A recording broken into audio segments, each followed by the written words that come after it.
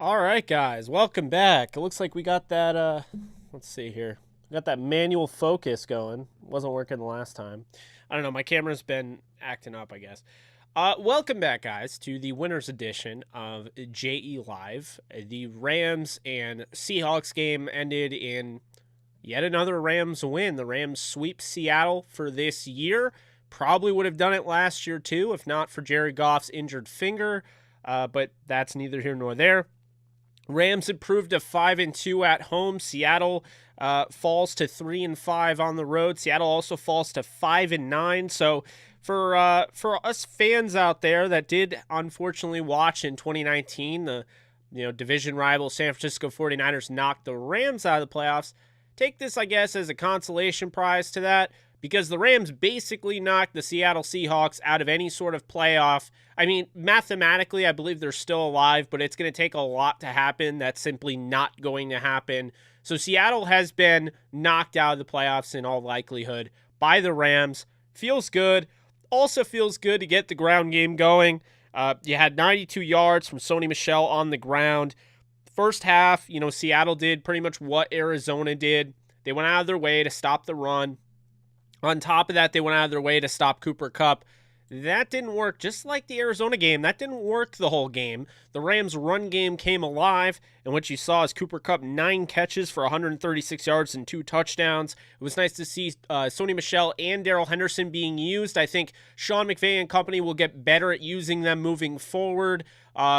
Interestingly enough, the assistant head coach was unable to coach today, and that is Thomas Brown, due to the fact he is also going through the COVID protocols. So they did not have a lot of guys out there. Tyler Higbee was not out there. They went more 11 personnel grouping than the 12 personnel grouping that we saw the last few weeks, and I think that was the right move. Immediately, you had Ben Skoranek, who was kind of thrown into the fire early on. 4 catches for 42 yards on 5 targets. He dropped that pass. I get it. It sucks. But I got to give this guy a lot of credit. He was thrown in the fire. It worked out well for him. He had a solid day. But for the most part, the Rams were not really all that concerned with getting Odell and Van Jefferson really into the mix. And this makes a lot of sense when you really look at it on a short week, of basically no practice at all. And the Rams having to go out there and just kind of make things happen. It does make sense that the Rams would focus on their favorite tandem, their most consistent tandem of Stafford and Kupp, while also keeping it on the ground with Sony Michel. It makes a lot of sense. They didn't have any sort of time to practice, so I totally hear this, in that regard. With that being said, I thought the defense played outstanding, holding Seattle to 10 points. You see Ernest Jones coming alive each week, really making plays.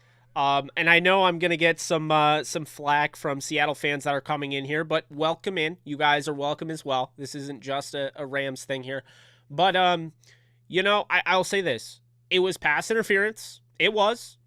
Ernest Jones, pass interference. But I will say that Ernest Jones was playing that pretty well. He's playing that as if Russell Wilson's going to throw it the way you would expect Russell Wilson to throw that ball.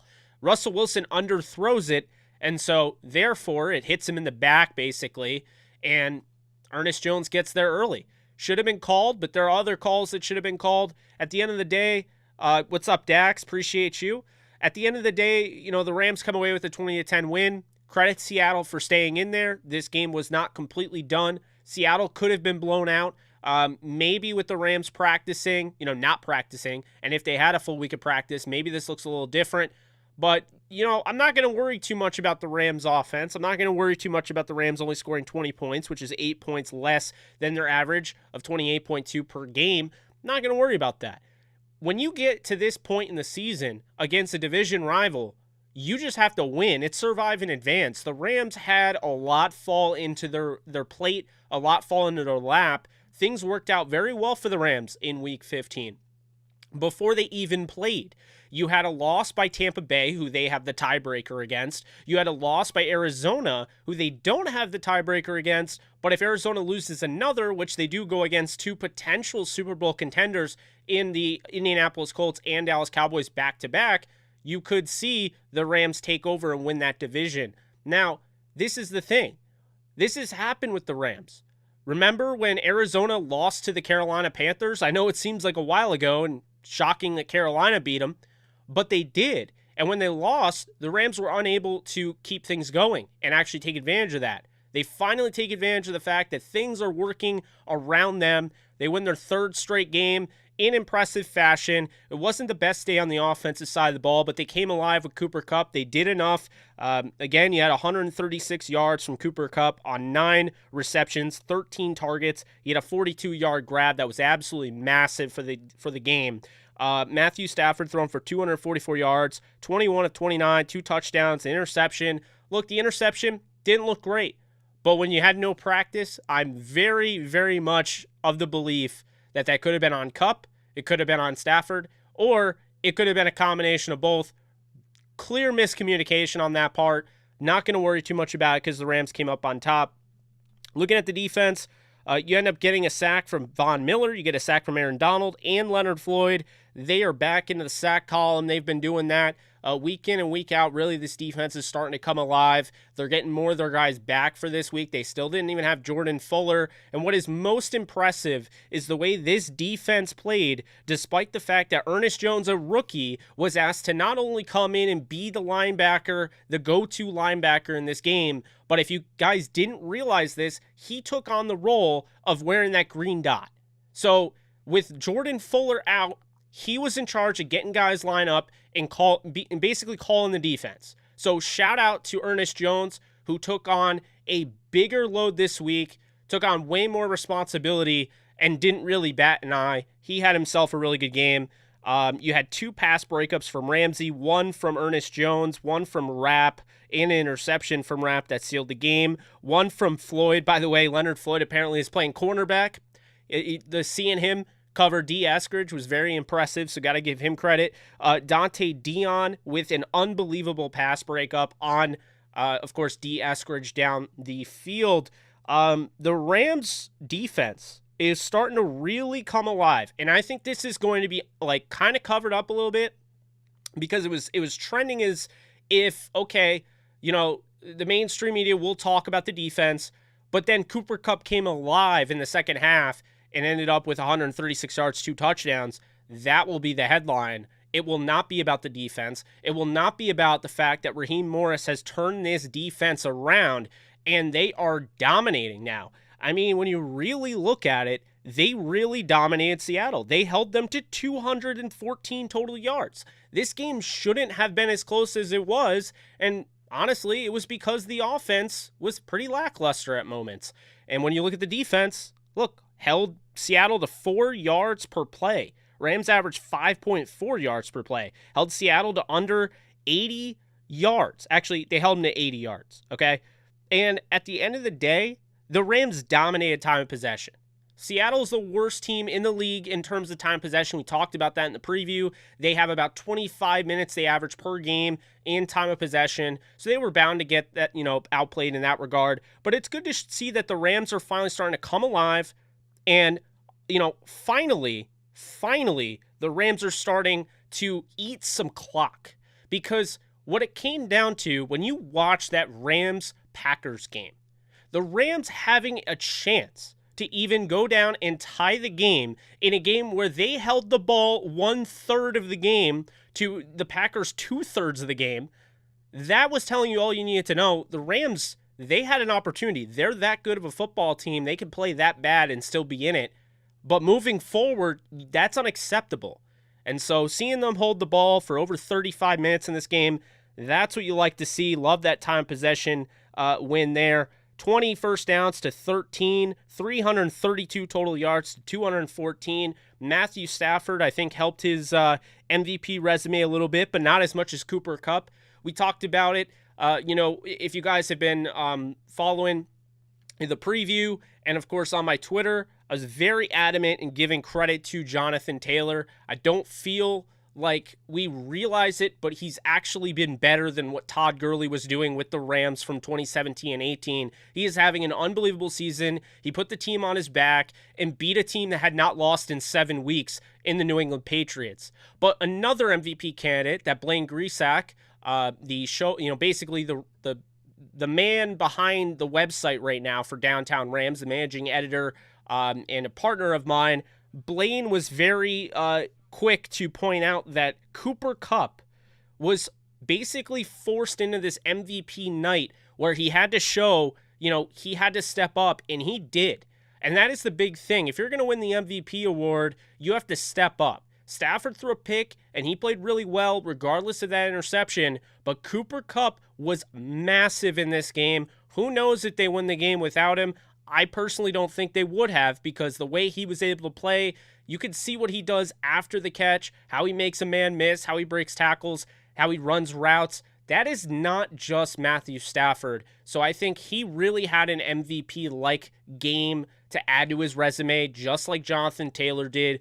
Both those guys stepped up when they needed to in tough games, and that I just had to say that. Like seeing Henderson out there, obviously only 6 carries for 23 yards, hard to get into a rhythm, but you saw him run with some power, keeping his legs churn.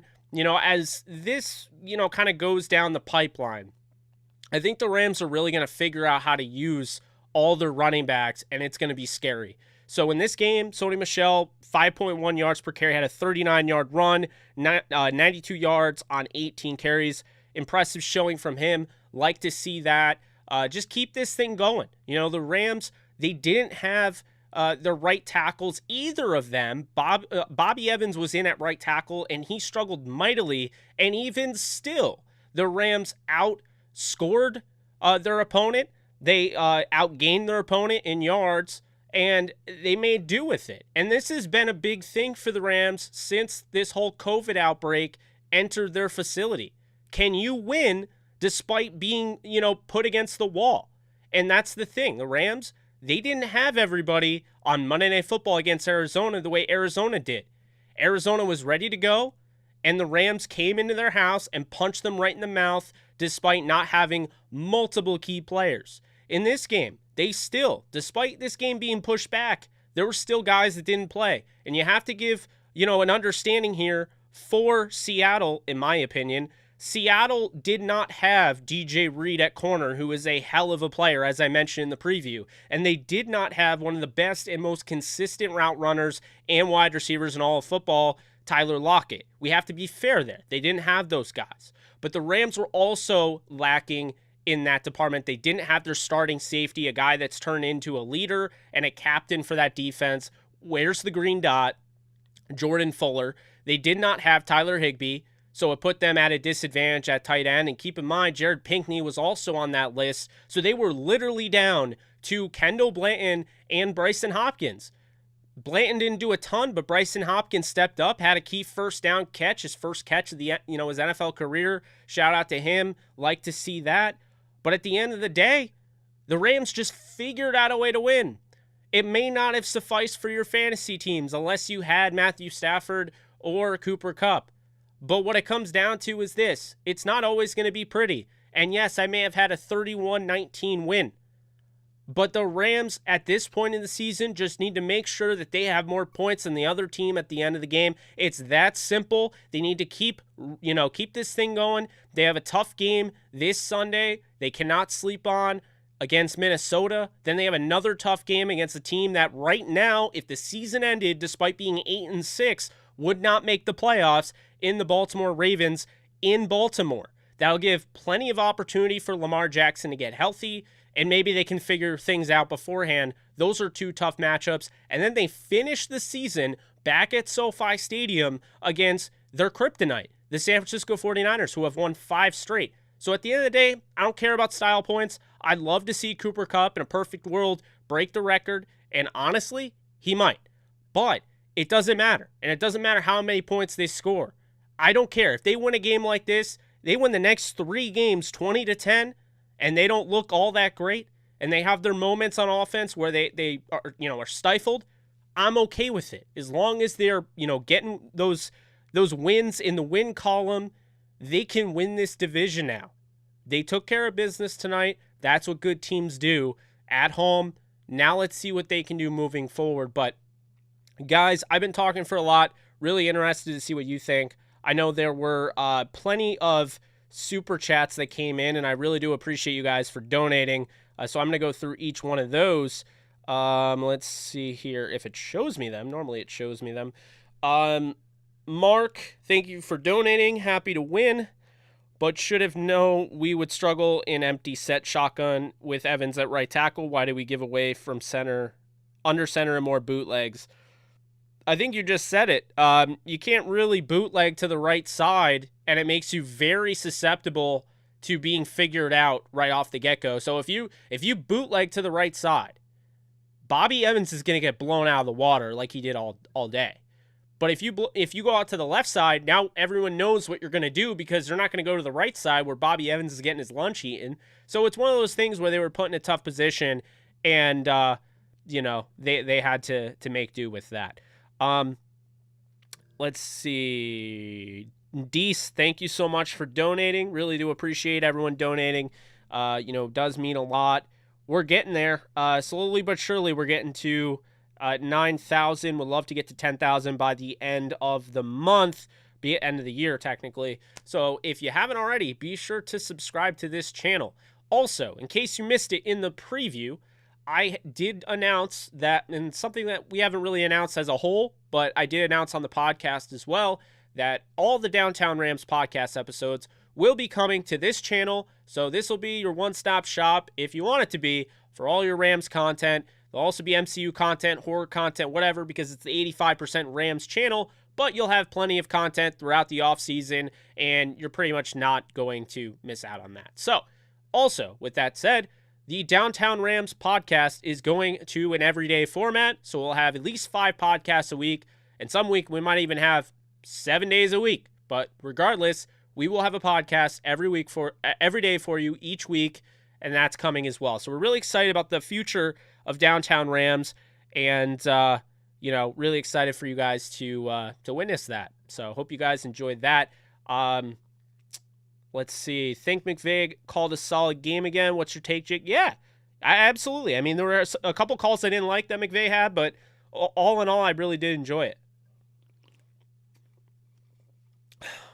Since somebody is absolutely going to ask me what I'm drinking, it's Sour Me This Sour Ale from Dewclaw Brewing Co. in Baltimore, Maryland.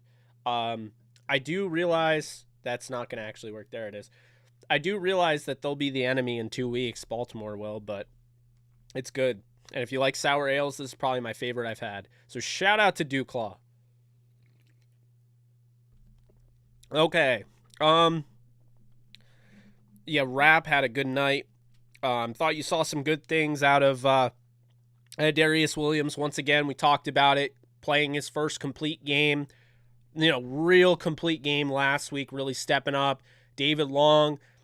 The missed tackle that David Long had was bad, okay? But all in all, I don't think he's played all that bad. Dante Dion, I thought he played pretty well. Huge pass breakup down the stretch. Jalen Ramsey's back out there. You definitely like the way the defense is trending upward. Regardless of what you think about Raheem Morris, they've figured something out. And I think a lot of it is due to the fact that Ernest Jones, who I said, before the season started, should have been starting. I was surprised he wasn't. Now he's starting, and you're seeing that athleticism on display, and you're seeing the fact that, man, he plays like a rookie. And understand what I mean by that. I'm not talking about in a sense he's inexperienced. I'm saying he's got that jolt of energy that you see in a rookie, a guy that plays 110% every snap. That sometimes that dwindles a little bit as you get older. But right now, he is playing his heart out. And I cannot stress that enough. I really like what I've seen out of Ernest Jones. Appreciate you, Nolan. Yeah, if we could get to over 100, would really appreciate that. We're almost at 200 viewers. So if everybody could give this a thumbs up and a like, they're the same thing, but you hear me, would really appreciate that. Yeah, the O-line struggled.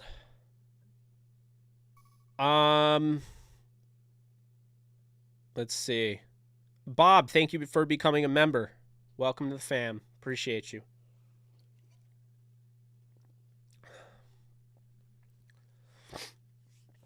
Oh, yeah, it was not the most perfect game I've ever seen.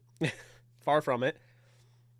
But if this is how you're going to win these games late in the year in a December setting, I'll take it. However you can win games. Yeah, I don't know. I'm really impressed with the Rams. It's really hard down the stretch when you go through a 3-game losing skid. You give up opportunities clear opportunities. The Rams could be the top team by record this year if they won at least two out of those 3 games. They beat the Titans and they beat the Niners, or they beat the Titans and Packers or whatever. They won 2 out of those 3 games. They would have the best record in football. So it hurts. But late in the season, it is really hard. I know I've said this. Sean McVay is consistent, and he makes these adjustments late in the season. It's annoying that he gets put in this position anyway, but that's neither here nor there, trying to be positive. However, it is very difficult late in the season when all of a sudden your offense isn't working the way it should, your defense is struggling. It's hard to make adjustments, and to see the Rams make these adjustments, and furthermore, to see them make adjustments with the defense, which really, they were good at times this season, and they were put in very tough positions, but you expect them to be a lot better than what we have seen. And, down the stretch, they have been very good, since they made these adjustments. And so, winning 3 straight, it just shows you that the Jacksonville game, like I was saying, like many people in the comment section were saying, that Jacksonville game was a get-right game. Maybe, just maybe, everything they did against Jacksonville translates to the next game, but you don't know until you see it. And now we've seen it against Arizona and Seattle to actually translate the run game, to not abandon the run entirely, the play-action passing attack. It translate, that's how it worked. And, pretty big fan of the way things went down for them. The Rams, they're 10-4. Arizona's 10-4. San Francisco's 8-6. So we will see how that ends up. I can tell you right now, everyone's saying, watch out for San Francisco. You realize that San Francisco has to basically win out, go 11-6, and the Rams and Cardinals seemingly have to lose out. I don't know how realistic that is, especially because I believe the Cardinals play the Texans at one point or another. So, that's a gimme, I would assume. The Rams could lose out. They're playing against the tough 3 teams, but is it possible? Yes, I just don't see it happening. Anything's possible in the NFL. But the way the Rams are playing right now, they may not be getting the headlines like the Kansas City Chiefs are. They may not have been the New England Patriots winning 7 straight, which is true. But I would argue that them winning the last 3 games showed heart. That it doesn't compare with any other team. Because what they went through with the COVID instance, and they won the last 3 games, they've been without key players, and they continue to truck along and win, and that's all that matters. And yeah, we could look at this game, it's 20-10. Okay, so the Rams' last 3 wins by 30, by 7, by 10. So all at least by a touchdown. I'll take it. Their last loss was a response, in my opinion. Obviously, it could have been a little bit better, but it was a response to the 49ers blowout win. The Rams could have laid down, but they actually did go to, very cold Lambeau Field on the road, and they were in that game down the stretch, 36-28. So, I like the response I've seen. They got a 1 o'clock game on a short week, a very short week. This is another thing that I was finding funny, is that people were complaining, well, the Rams get to play on Tuesday, and that's such a disadvantage for the team that they're playing against. But I'm like, well, if you think about it, it hurts both teams because now Seattle and LA have to go back out and play a game on Sunday. So let's not act like that's not the case. But yeah, we'll see it. The Rams under Sean McVay versus Mike Zimmer, they're 1-1. The first game came in a loss. Was when the Rams lost Robert Woods to that shoulder injury. I believe they lost 24-7. Not a very good showing in Minnesota. And then the second time they played them was on Thursday Night Football in 2018, where Jared Goff had basically the most perfect game I've ever seen a quarterback play. I mean, I think it's funny because he's no longer the quarterback for the Rams, and I would argue they had a pretty big replacement, a lot better in my opinion. But let's not forget, Jared Goff was quite honestly perfect. I mean, perfect against the Vikings in 2018.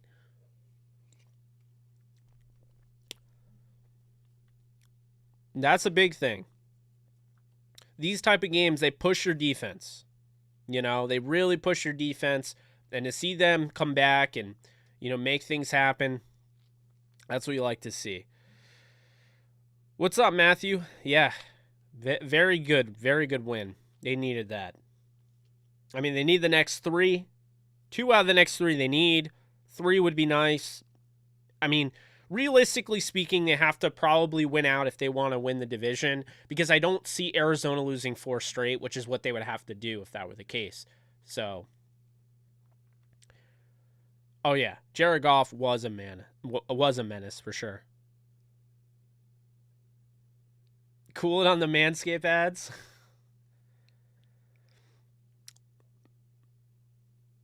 The Thursday night game and Monday night game against the Chiefs. Oh, yeah, Goff was awesome in those games. But, it's funny how Jonathan Taylor, and I thought Todd Gurley was God's gift, but Jonathan Taylor, if you guys don't realize it, Taylor is literally dwarfing Todd Gurley's seasons with the Rams. He already has 1,800 yards from scrimmage. I mean, he's on pace to pass Todd Gurley scrimmage yards like 2 weeks from now. I mean, I see people asking me all over Twitter and what have you, what's your take? Is Hendo still better than Sony? What I would say is, right now, if we're using recency bias, you would lean towards Sony Michel. And I wouldn't fault you for it. Because recency bias would show that Sony Michel, over the last however many weeks, has been better than Darrell Henderson, partially because Darrell Henderson's been hurt.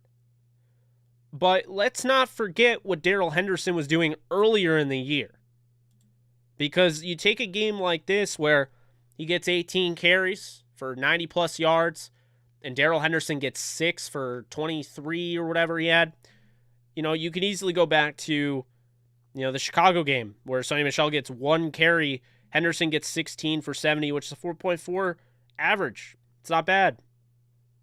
And then, we go to the next game there. And that's kind of where I'm getting at, is that right now things seem good. And I'm not saying that they won't be. But, Henderson, he was the lead back in, earlier in the year. Had a touchdown against the Colts. Thank you, Matthew. Really do appreciate that, man.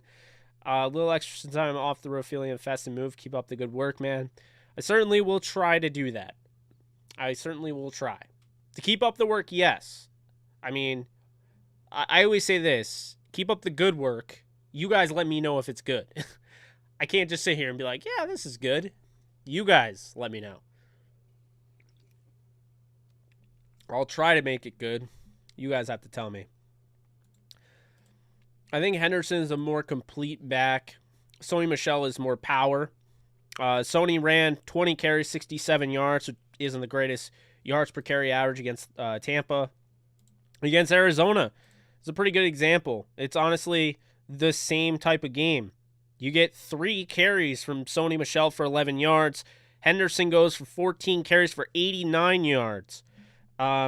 This is what I mean, is that recency bias would have you believe that Henderson doesn't hold a candle to Sony Michel.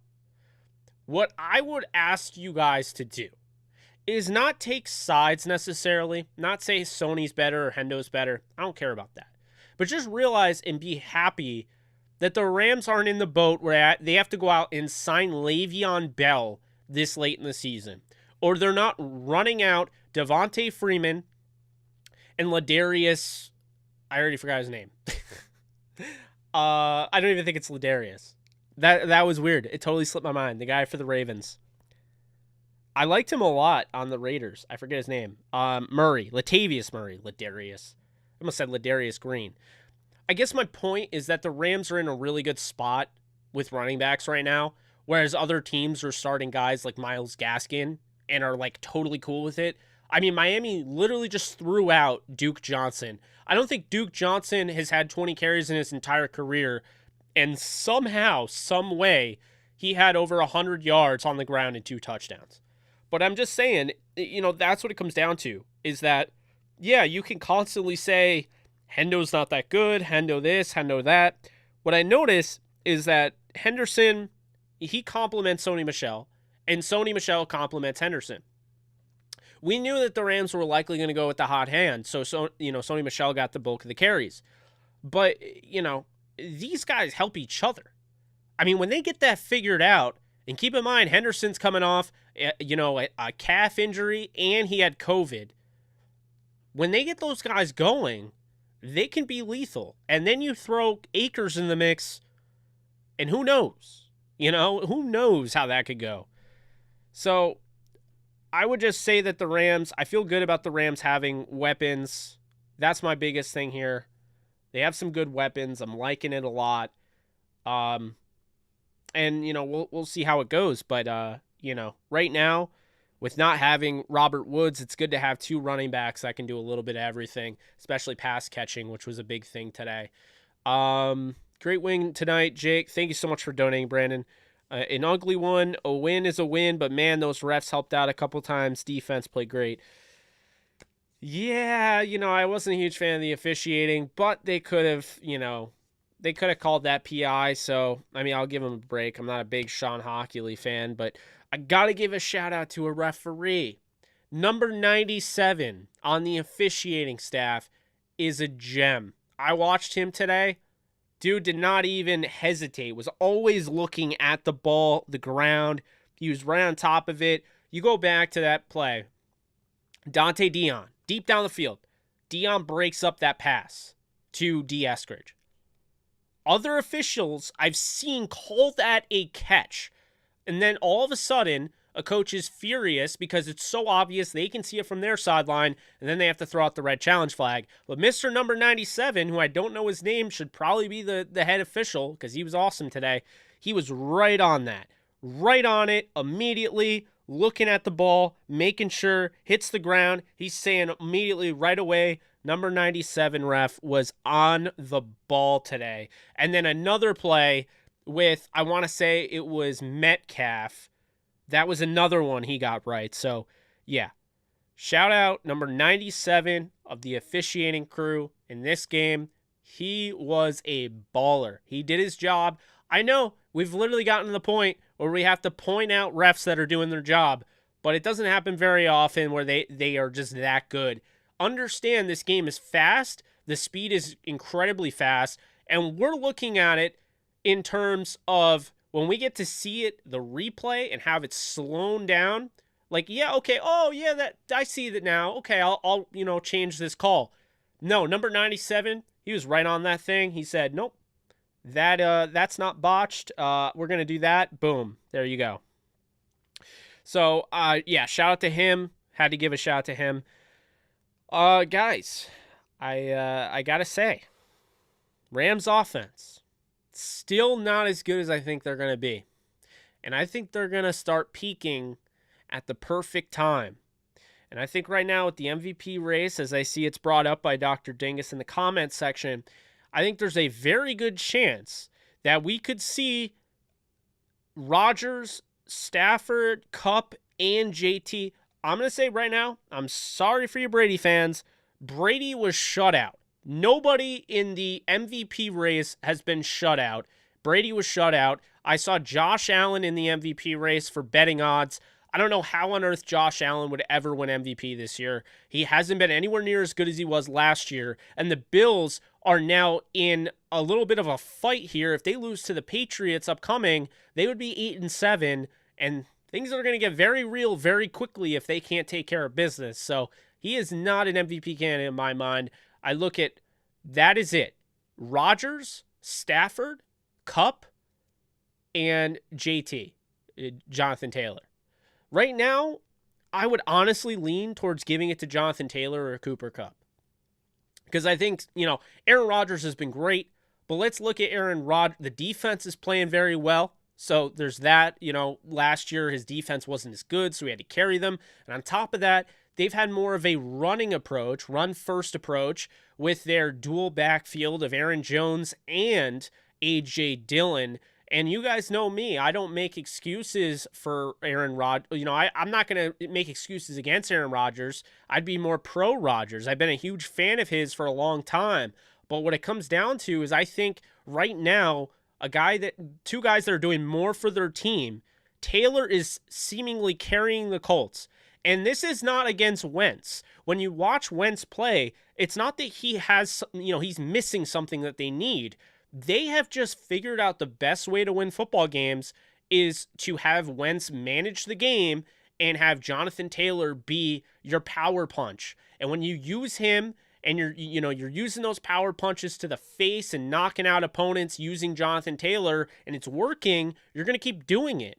And there was a quote during that broadcast that they said, basically when Jonathan Taylor is in the locker room after the game, you have to ask him if he even played because he doesn't sweat. He doesn't fatigue. There's no such thing when it comes to him.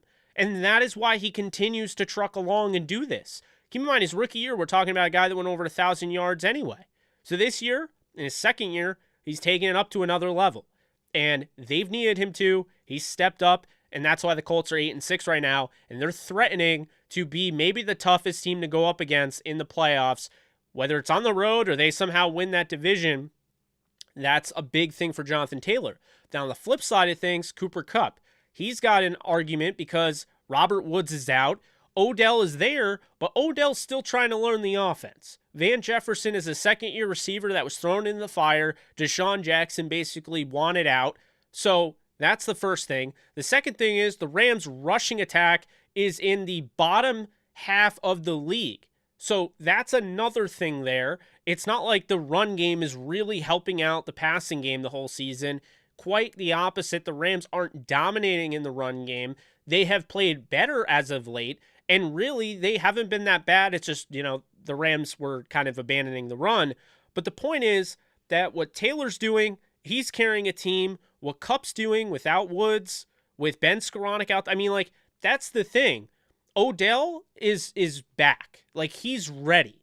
But the problem is Odell doesn't have the playbook down the way a Kupp does or a Van Jefferson does. Van Jefferson's a 2-year guy. This is his second year, and he didn't play a ton last year. And on top of that, Cooper Kupp has ascended to another level, and this is the perfect example. When Cooper Kupp catches a touchdown, the Rams are officially 9-0. Remember that stat. When Cooper Kupp catches a touchdown this season, the Rams are 9-0. When Cooper Kupp catches 2 touchdowns in a game this season, the Rams are 5-0. So that's the thing. The Rams have only won 1 game without Cooper Kupp not catching a touchdown. Cooper Kupp has been an MVP, and he's on pace to break Michael Thomas's receptions record and potentially break Calvin Johnson's receiving yards record in a single season. And they're going to need him the rest of the way.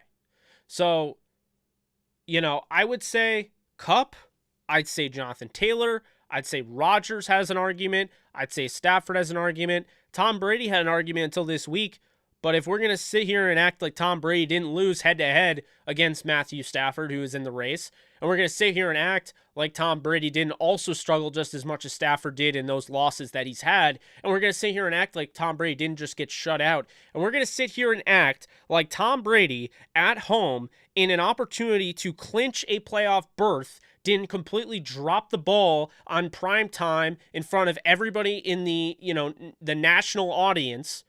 If we're going to sit here and do that, or even better, if we're going to sit here and completely forget that Tom Brady lost to Taysom Hill, Taylor Heineke, and Trevor Siemian, then I don't know what to say, because this is what's not being talked about enough, because we just hear he's 44 and he's the GOAT. I don't have an issue with you thinking he's the GOAT. I don't have an issue with you giving him credit because he's 44. It's very impressive what he's doing. But if we're just going to give him a pass all the time because he's the GOAT, then we're not going to give people who arguably are playing better than him or playing at that level, their credit. Which is, this is kind of a long, we could go on and on. I don't want to make it too much about this. But my biggest issue with, proclaiming somebody's the GOAT, like say when Jordan's the GOAT, you know what you do when you do that as a league? Because I'm not talking about fans. Fans don't dumb down the league. But when a league openly calls out a player being the greatest of all time, it dwarfs everything else everyone else is doing. Think about that. Think about that next time when you hear somebody saying that Tom Brady's still the MVP after completely being embarrassed at home and being swept by a team that may not even make the playoffs. Remember that. And on top of that, remember how it's always, we always make these excuses. Oh, well, he doesn't have AB and he doesn't have Chris Godwin and he doesn't have Mike Evans and Leonard Fournette. How many more excuses are we going to make? Because when you go down the line, he has so many weapons. If you're going to use those and you're going to, dim them, like turn off the lights a little bit. Oh, look at what Tom Brady's doing and not mention who he's throwing to. But then you're going to hold it against Matthew Stafford for throwing to Cooper Kupp and Odell, who, by the way, still doesn't have the full playbook down, and Robert Woods, who's been hurt since week 9, and Van Jefferson, who's a second-year guy who, yes, he's playing very well for a second-year guy, but, at some point or another, you have to realize that at the very least, they're in the same conversation, just one didn't, get shut out. I mean, that's really what it comes down to. So I don't like to go too much into that because I know there's people that, absolutely love Tom Brady, okay? And I personally, I don't think he's a bad guy. I don't have an issue with him personally. I just feel as though we've all kind of ignored the fact that the media has made it's basically dwarfed everything that everyone else does because it's Tom Brady. And that's the problem. When you get into that, and you get into what, like the whole Jordan thing, if we were talking about basketball right now, regardless of what you think about LeBron's politics, because God forbid, if I hear another thing about I don't like LeBron's politics as the reason why he doesn't have an argument to be the GOAT, I'm going to lose my what. But my point is that it's the same thing in the NBA, how it's constantly Jordan's the GOAT, Jordan's the GOAT, Jordan's the GOAT. Meanwhile, there's guys like Wilt Chamberlain that are just always constantly crapped on. Oh, well, he played in a bad era and all that.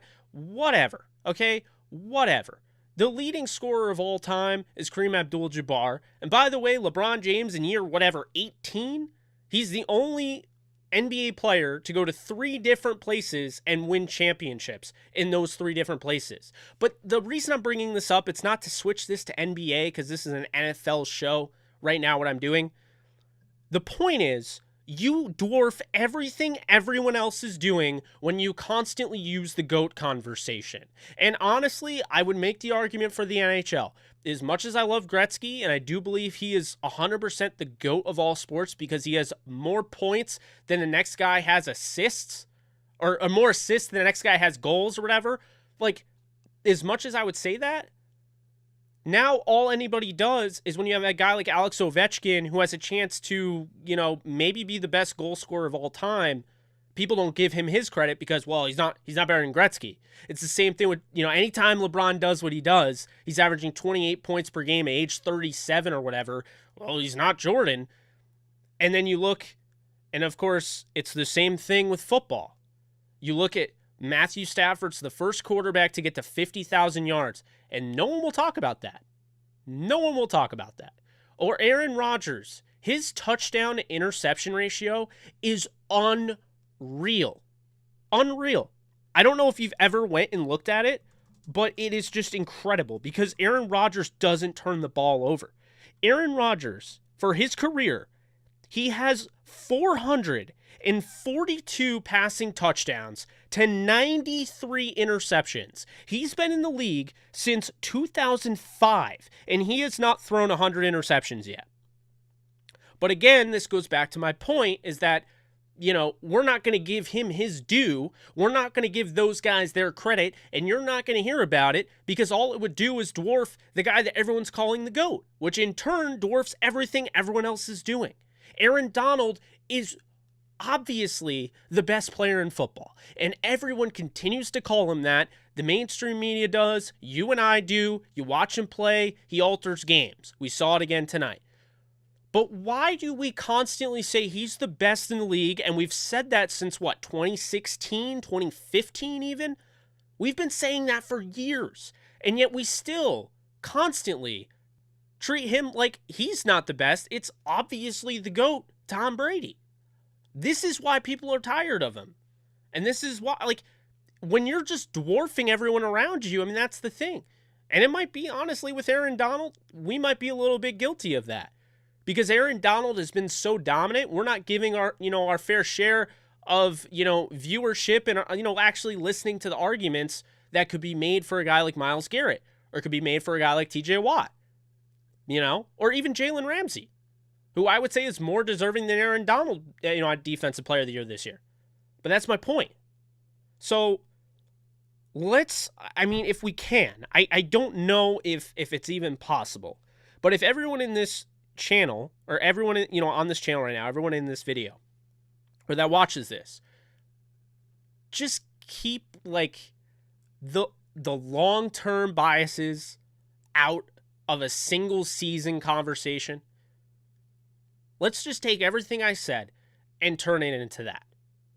If you're using that Tom Brady is 44 and he's the GOAT and he's got 7 Super Bowls, if you're using that to determine who's the best player in 2021, you're doing it wrong. So stop. For the love of God. Let's just keep things grounded. Because, look, Bill Belichick is the best coach in the NFL and has been for years. Okay? I'm not even going to get into the whole thing about how Tom Brady being the GOAT has somehow, brainwashed people into thinking that he made Bill Belichick. And he's proven that with a rookie quarterback. They're 9-5. They have the 2nd seed without him. I'm not even going to get into that. But Bill Belichick has been the best coach for, a decade or whatever. And he never gets Coach of the Year, and he doesn't complain about it, and the media never talks about it, but he doesn't get Coach of the Year. He's the best coach. What is Coach of the Year then? And especially he should get it this year, if anything, because he's had to take a team that didn't make the playoffs last year, team that had multiple COVID opt-outs last year. He's turned them around with a rookie quarterback. They won 7 straight after starting, to struggle. They're 9-5, and they're the 2nd team in the AFC. That's Coach of the Year material, in my opinion. But it just kind of goes back to what I'm saying. I understand... there are guys like Tom Brady that just are they're larger than life athletes. But when we're talking about single season, what Cooper Kupp's doing is Hall of Fame-esque. He is officially the only receiver in NFL history to have 10 straight 90-plus yard games. You have to understand how ridiculous that is. That's just unbelievable. He's the only one in NFL history to do that. Before him, it was tied with Michael Irvin and his teammate Odell Beckham Jr. But if we're going to continue to use the long-term stats and everything, then we're never going to get, the true MVP. And by the way, hate to break it to you, Tom Brady didn't deserve the MVP in 2017 over Todd Gurley. I don't want to see it happen again. If Jonathan Taylor's the MVP and he wins over Cooper Kupp, I will have no issue with that because that is the spirit of the award. He is carrying his team. He's most valuable to his team.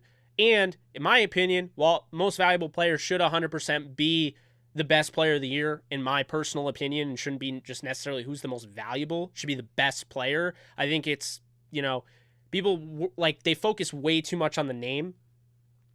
You could easily argue that Jonathan Taylor is the best player in the NFL right now. The way he's playing, he's having the best season.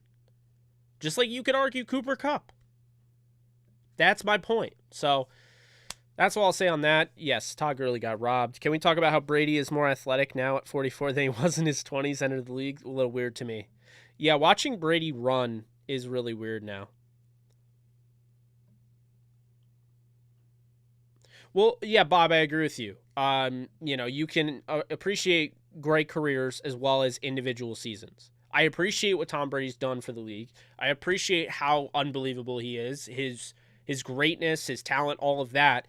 But I'm just saying how basically you can't be like, well, Tom Brady's the GOAT, so he's automatically going to win the MVP because that's how it should be.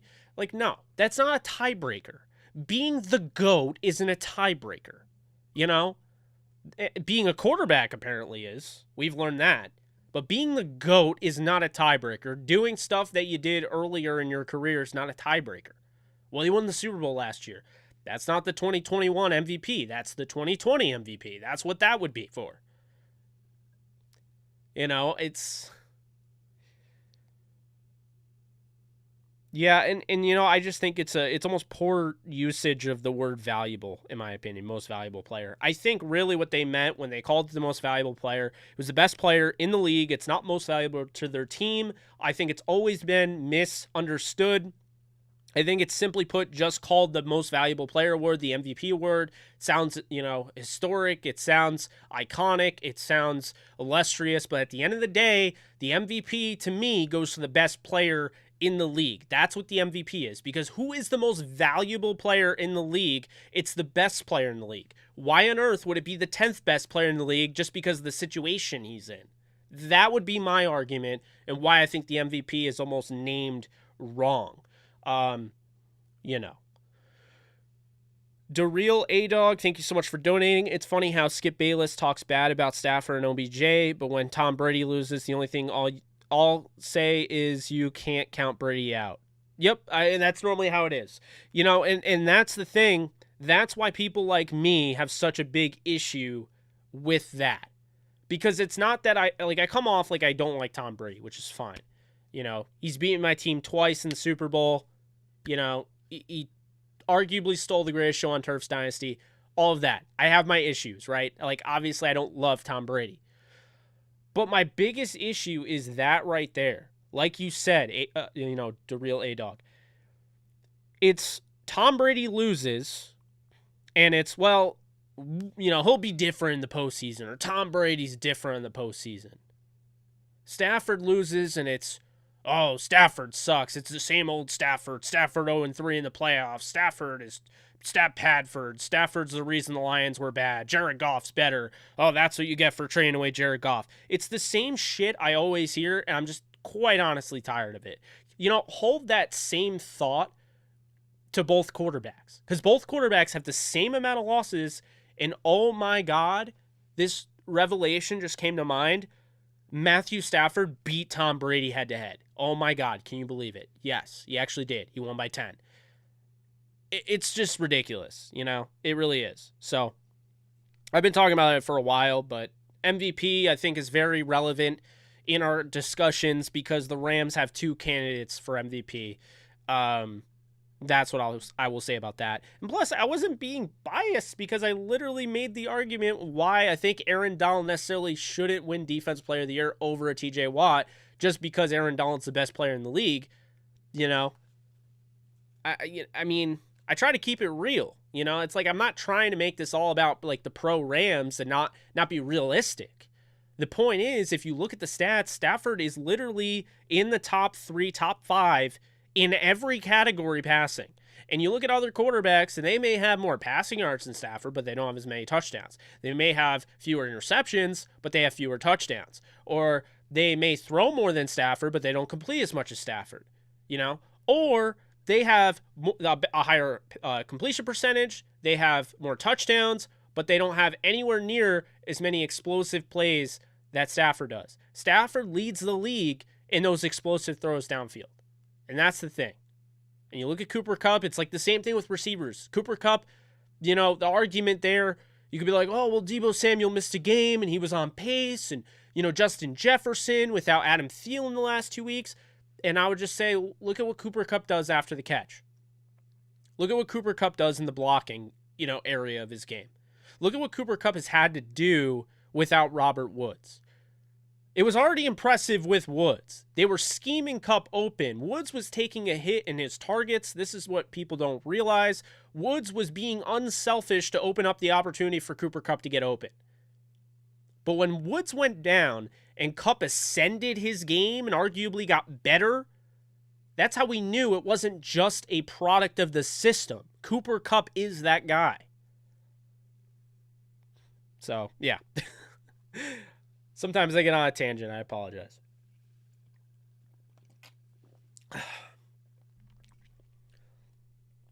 I hate that they trash Stafford. They need to stop saying he sucks, he's great, but stupid Skip and anyone. Yeah, and I think the problem, I mean, I don't watch Skip Bayless. I won't do that. I won't do that to myself. Got way too much stuff to do.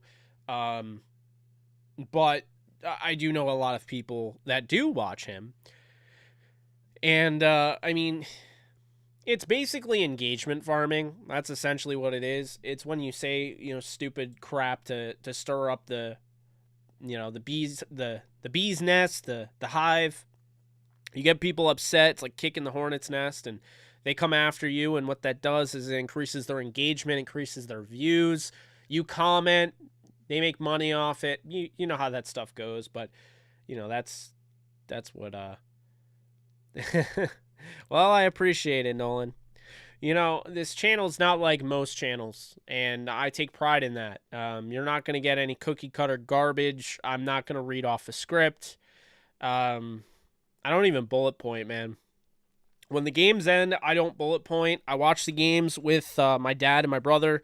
I enjoy that. We've been doing that for years. I mean, talking back when, like, freaking A.J. Feely was under center for the Rams.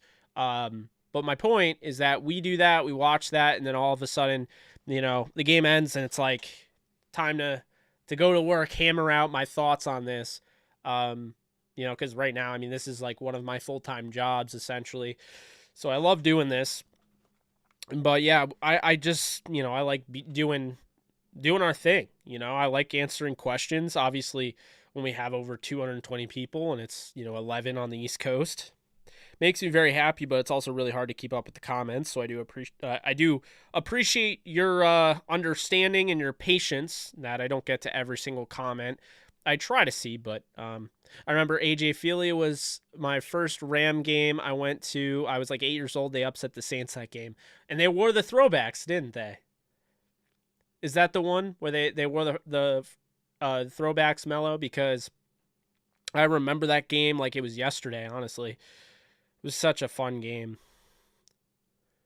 I loved when the Rams would play spoiler. They'd have like they'd have like 4 wins on the season, and they would just spoil the crap out of teams that were killing it. And I loved watching that.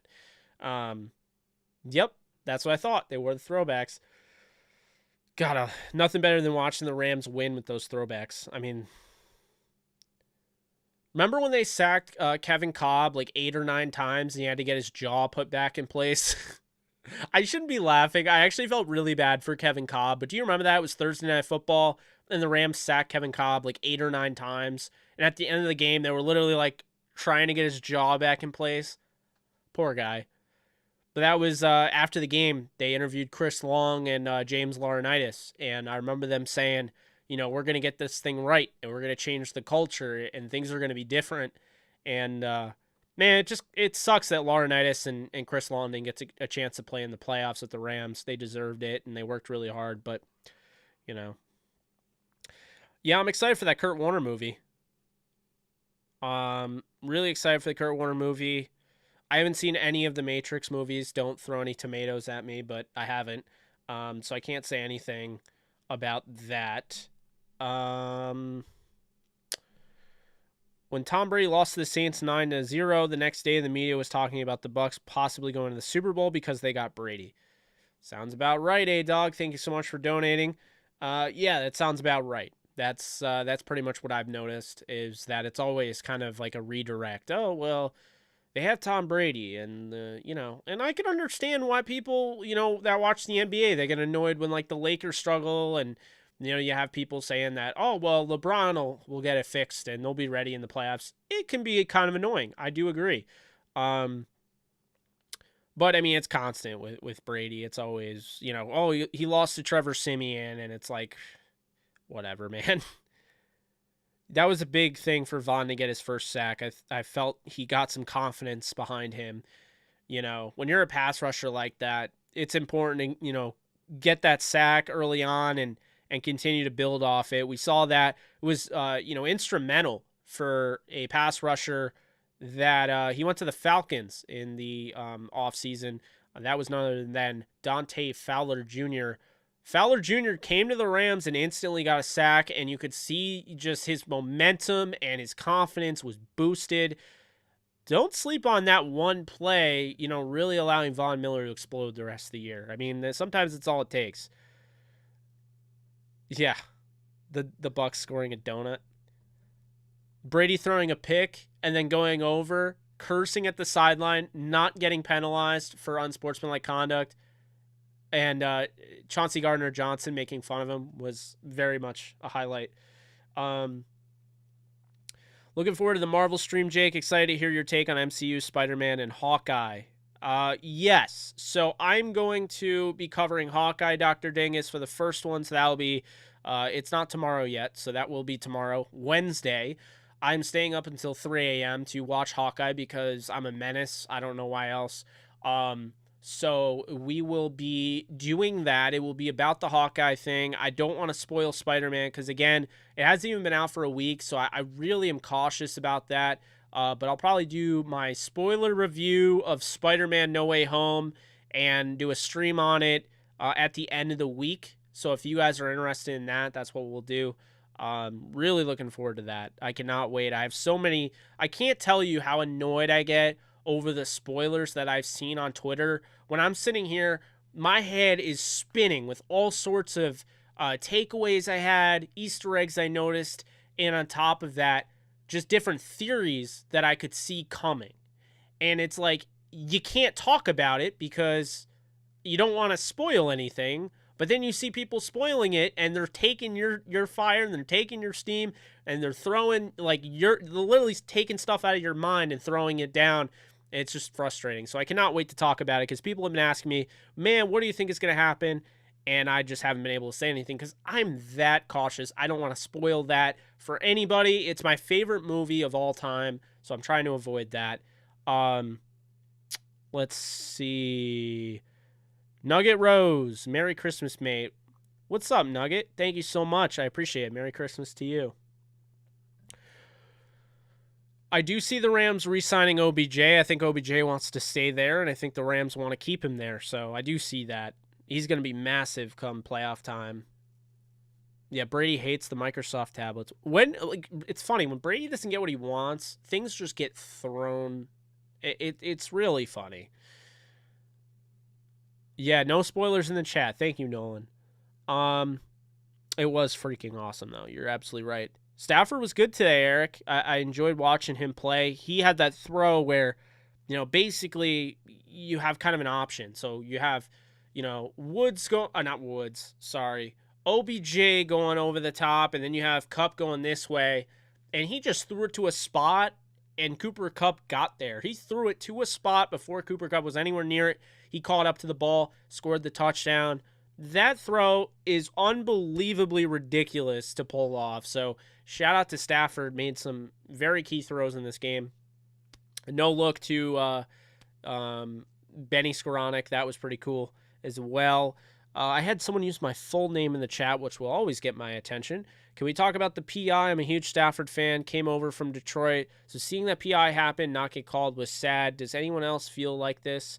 Which PI are you talking about? Are you talking about at the end of the game? Like, were you bummed that it wasn't called on the Rams? 677B man. I need to know because I don't know which PI you're talking about. Let's see. Everyone forgets who Spider-Man is. Let's not spoil anything in the chat. Okay. Let's see. I fell asleep during the filler time. It was Exactly. And OBJ, Nolan, to kind of add on to your point, OBJ is dealing with the fact that at the end of the day, this is an offense that he's learning, and this is another week that he felt, probably, okay, I can get another week under my belt, learn the playbook, practice, and he gets COVID. So he didn't get to practice. So he didn't get a week ahead. He didn't move forward with the playbook. The Rams had to keep things, in gear. It's why you saw Ben Skoranek. So,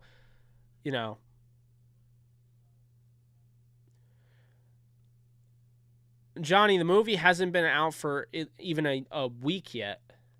That's why I'm just saying let's not spoil it. Because not everyone has an opportunity to go see it. And, I'll be honest, and this isn't directed at you, Johnny, but I've seen a lot of people saying, like, there's no excuse to not have seen it.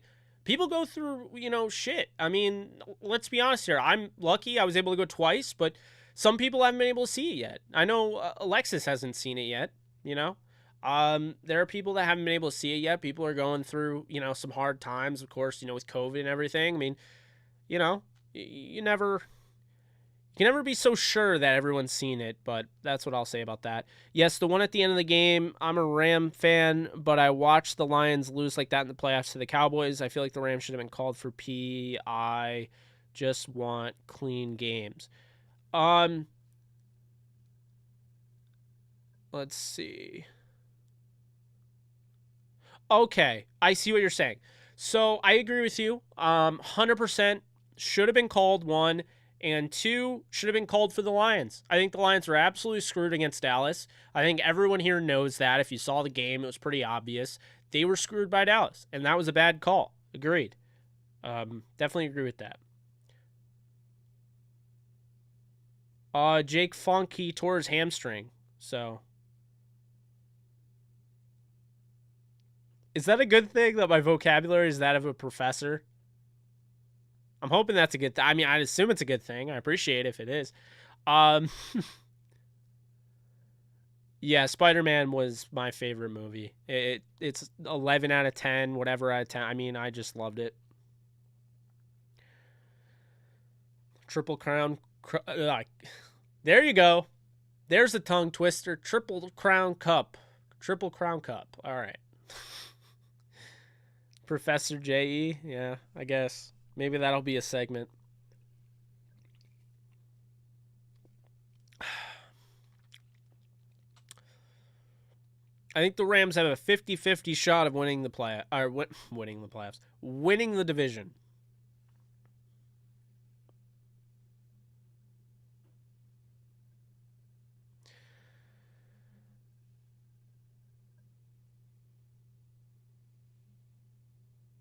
Oh yeah, over-unders were brutal. Okay, so for my job, I had to make some game props. I had to pick some game props for my article, and I covered the Rams and Seahawks game. And I had to wait until Monday to do it because, I mean, with everything going on, I wasn't sure who was going to play. And then it got to the point where I was like, I can't even do a player prop because, first off, the player props weren't available on Caesars, so I couldn't write about them. And secondly, even if I was going to, I had no idea where this game was going to go. I didn't know how it was going to go. I can't tell you how many DMs I got today asking me, who's going to get more carries, Sony Michel or Darrell Henderson? How many touchdowns is Sony Michel or Darrell Henderson? I'm like, I don't know. I mean, I would probably go with Sony Michel, but I mean, I just don't know. You know what I mean? Could have gone a lot of different ways. So yeah, I was sitting there like, I don't know what to say. A Zoom meeting? You're funny.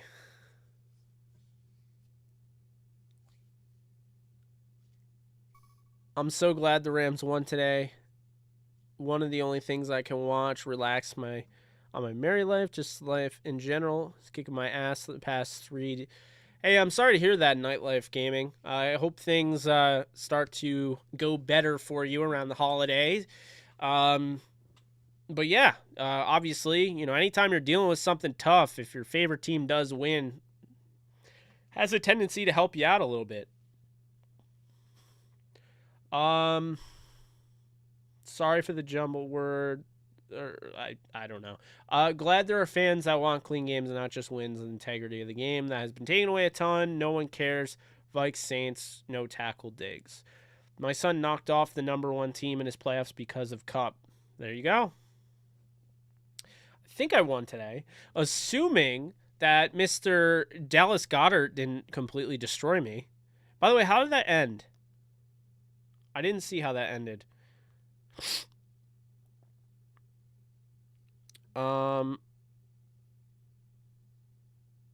Okay. Okay, Philly won. Yeah, Goddard got... I went up against my friend Will, and he had Goddard and Hurts that went over 41 points. And then you add in DK Metcalf, he had 11.2. So 52 points total, and I got 15 out of Stafford, 34.7 out of Kupp, and 18.5 out of Antonio Gibson. You know, Washington might have actually won that game if they kept going with Gibson, but everyone calls them the Eagles. That's funny.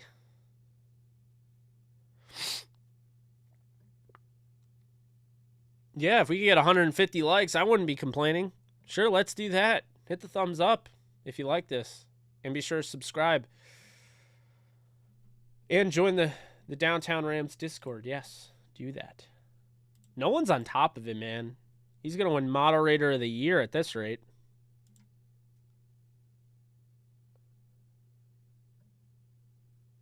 Yeah, Cooper Kupp really is unreal.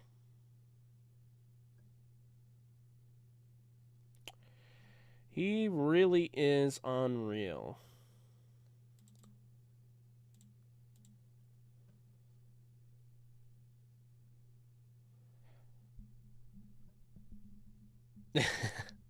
I hear you, Bob. I try, as I've gotten older, I've tried not to just pick Rams.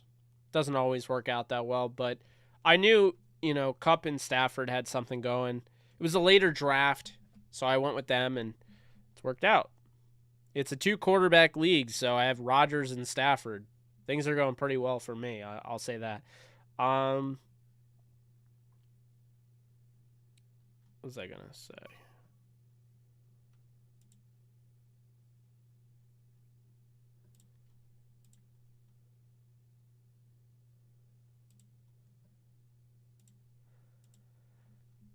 I got Turbo Set Hut replied to my tweet to come join me on YouTube as I go live with like Yoda dancing, and it's so funny. Yes, Greg gains that like button. Man, he's fun to watch. That motor, he doesn't stop. Gotta love it.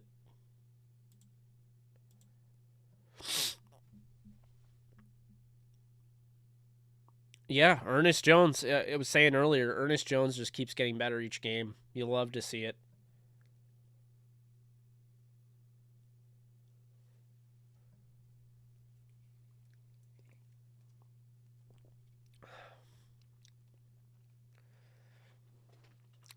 Yeah, Stafford missed a few that he liked back, but all in all, he was pretty damn good.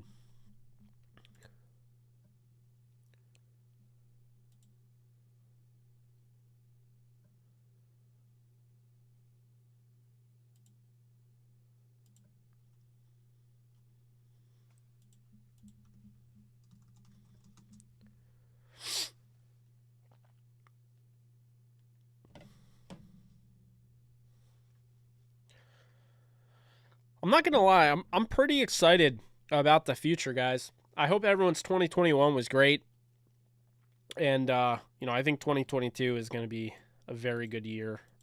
That's the hope, anyway. Went through, definitely have been going through some stuff. I'm hopeful about some other stuff working out well, in me and my family's favor, but not going too grim or down in the dumps, so to speak. I'm very excited for new opportunities in 2022, which includes this channel to be able to do this. I've been going over a year, so to go into potentially year 2, I say potentially because it's like, it's a year, but I have to wait to call it 2 years until like November. So, to go into year 2 with this channel is going to be a lot of fun, especially with the fact that now we'll have all the podcasts uploaded on this channel, every podcast. So I will have essentially the way my channel works, the way YouTube works, is that I can have different segments on the channel. So if you go to the channel, and I don't know why it keeps signing me out, which is really annoying. But if you go to the channel, you go to my main channel, and you go to videos, what you'll notice, or not videos, you go to the main page. First off, when I'm live, if you ever want to know if I'm going live after a game, go right to the channel if you don't see it on your recommended, or you can look me up. And on the channel, it'll show that I'm live. So right now it says 179 watching. I'm live. It shows that's the first video. Upcoming live streams. I have the MCU Edge, 3 o'clock tomorrow Eastern time, reacting to Hawkeye's finale. That's the next video I have. I have Los Angeles Rams content, the Devil's Eyes podcast, Bogan's Bets, MCU Edge, gaming content, MCU content, and then I have uploads. I have the Downtown Rams podcasts, which will have the actual podcast and not just the Downtown Rams YouTube, and then I have NFL content and all playlists. So I have this broken up, itemized, all of that. I want to make it easier for people to watch my stuff. In case you also you missed it, I did interview Tutu Atwell about 9 days ago. So that's also on the channel. So if you get tired of me talking on this at any point, you can head on over there. Not sure why, if you got tired of me talking, you'd want to listen to me talk more with Tutu Atwell. But if you do, head on over there. Also, be sure to subscribe to Tutu's YouTube channel. All right. Jake, do you think Cam will be back this year? I do. Not necessarily in 2021. He'll be back for the 2021/2022 season. I think he'll be back for the first game of the playoffs. No, I wouldn't draft a fullback. The Rams don't need a fullback. Yeah, I love seeing Hollins out there. I was very disappointed, but hey, I'm not going to hold it against him. Not everyone's an MCU fan. I'm obsessed. You want my opinion if Spider-Man is worth seeing? Ted. Spider-Man is the best movie I've ever seen. Okay, it may not win every award. It may not be by the book, but I'm no film critic. I mean, I've done some reviews on movies, but I'm no film critic. I'm not paid to critique films, but I will say I've never had an experience in a movie theater. I've never had an experience that, I mean, just go see it. No Way Home is a can't-miss, fantastic movie. The pacing is great. It's very similar to John Wick, if you've ever seen it.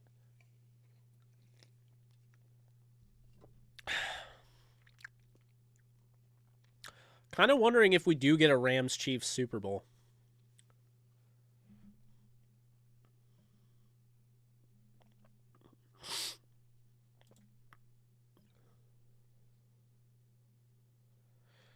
Yeah, so funny about that. Few of the MCU channels that I follow leaked plot leaks of No Way Home. The great thing about No Way Home is that everything you think you know, everything in the trailer, whatever, you don't know anything coming in. Like, obviously, like the villains that are in it because they're in the trailer. But the trailer is very misleading, and it misdirects you. And it's a good thing, because there's things that happen that you don't expect, and it's done perfectly. So, yes. And I will say, the plot leaks that came out, if you don't want to see it because you feel like, oh, the plot leak spoiled it, some of the plot leaks that are out there, the anonymous ones, I'm not even going to get into the detail, because, again, I don't want to spoil anything. Some of them were kind of on the right track, but none of them were the actual movie. So if you're worried that the plot leaks are, ruin the movie for you, all of the ones that I've seen anyway that are out there that are very popular, they did not get ruin the movie for me. Like, they are not on the ball as much as you would think. Some things they got right, but with the help of a trailer. And what you need to keep in mind is when you see plot leaks, we're all human. So, keep in mind, a story, a plot, was created by another human being. It is not hard when you have some semblance of an idea of a story to then create fan fiction. And that's what a lot of those plot leaks are, is that they take some stuff that you found out through the trailer, and they just make some fan fiction, and then they sell it as if, I'm going to get fired if anybody finds out, but I can't stand it, so I need to release this. And that's what happens. So, anytime you hear about plot leaks, that's what that is. It's, most of the time it's all BS, but there's some stuff in there. I'm not going to say that people don't leak stuff, because it does happen. But, like, I saw a multiverse of Madness plot leak, and I just laughed, because there's no way it was possible. And that's all I'll say, because I don't want to spoil anything. But, All right, well, I got to head out, but great win. Keep up the great work, Jake. I look forward to these streams almost more than the game itself. Brockaflower, that means so much to me. Thank you so much. I can't say I look forward to these streams more than watching the Rams, but I very much look forward to them after the Rams games. Probably my most exciting thing. After a Rams game, I cannot wait to get down here, get in front of a camera, and talk to you guys, because it's a lot of fun and nothing comes close to it. Darth Karth, what do I think of Thibodeau? I think he should go number 1 overall. I think he's the best pass rusher. I think he, I haven't dug too much into him, but from what I've seen, I think he's better than Aiden Hutchinson, and I would take him number 1 overall. There's not a quarterback that I would take number 1 overall, but I do think the best quarterback in this draft is not being talked about enough. He's honestly being slept on, just like Patrick Mahomes was, and that is Desmond Ridder. You guys know I was a big Ridder fan last year. That didn't change. I liked Kenny Pickett last year. That didn't change. But Pickett's number 2 for me. Ridder's number 1. Carson Strong's number 3. Malik Willis is number 4. And Matt Corral is number 5. That is my quick top 5 quarterback rankings. I'm looking forward to the Batman. I think it'll be cool. I just, for me, I really enjoy the Batman series. Batman's my favorite DC character. And I'm sorry, I think somebody asked me my favorite villain and my favorite superhero, so I will answer that. I do want to find who asked me that to give him a shout. Oh, I see it. Dr. Dingus asked me. So I wasn't ignoring you. I try to see these, and they kind of come up in weird order. But, yeah, I mean, I'm looking forward to the Batman. I think at one point or another, though, you kind of have to look at what Marvel's doing and realize, like, this is the right way. I see DC doing some things. But, like, for instance, like, the most exciting things that I find for DC, I'm more interested in Peacemaker than I am the Batman. Not saying that Batman, which is my favorite character, isn't something I'm looking forward to. I just think they did such a good job with a D-list character. John Cena has absolutely sold me on Peacemaker that I can't wait for that series. And I also think that they kind of dropped the ball on Arrow. I think they should have utilized Arrow more. Oliver Queen. I think they really should have used Green Arrow way more than they did. That I haven't gone too much into the series, but I've seen it before. As far as like watching a bunch of episodes, it's just so cool. It's got that like cinematic feel, dark. Whereas I feel a lot of the CW shows, they kind of come off as like, again, I'm not trying to offend anybody, but some of the CW shows, like The Flash, in my opinion, there are times where I'm like, am I watching Power Rangers? It just seems so tacky, whereas Arrow didn't feel that way. So, But I definitely, I'm looking forward to the Batman. I think Pattinson is going to kill it. I'm looking forward to the guy that played Druig in Eternals, potentially playing Joker. So we'll see. Now, I was asked by Dr. Dingus who my favorite superhero was, my favorite supervillain. So easily I'm going to say for supervillain, as much as I do like a lot of the Marvel villains, and there are some really good ones, and quite honestly, if you've been like me and you like Green Goblin, but you felt like Green Goblin was never put over the edge, like Willem Dafoe did everything he could, but Green Goblin you didn't take him as seriously as the big bad. No Way Home really drives that in. Like, No Way Home, I felt like Willem Dafoe was like the Joker. So, yeah, I'll just say that. It's not a spoiler because everyone knows that, the Green Goblin's in it. So, there's that. But that's kind of where I'm leaning, though. Okay? The best villain, in my opinion, my favorite villain is Joker. I don't feel like Joker, I don't think the MCU has anybody that comes close to Joker. I know a lot of people like Doctor Doom. A lot of people like Thanos. Thanos is really cool. I thought, Ultron was really cool. I think James Spader did an incredible job with Ultron.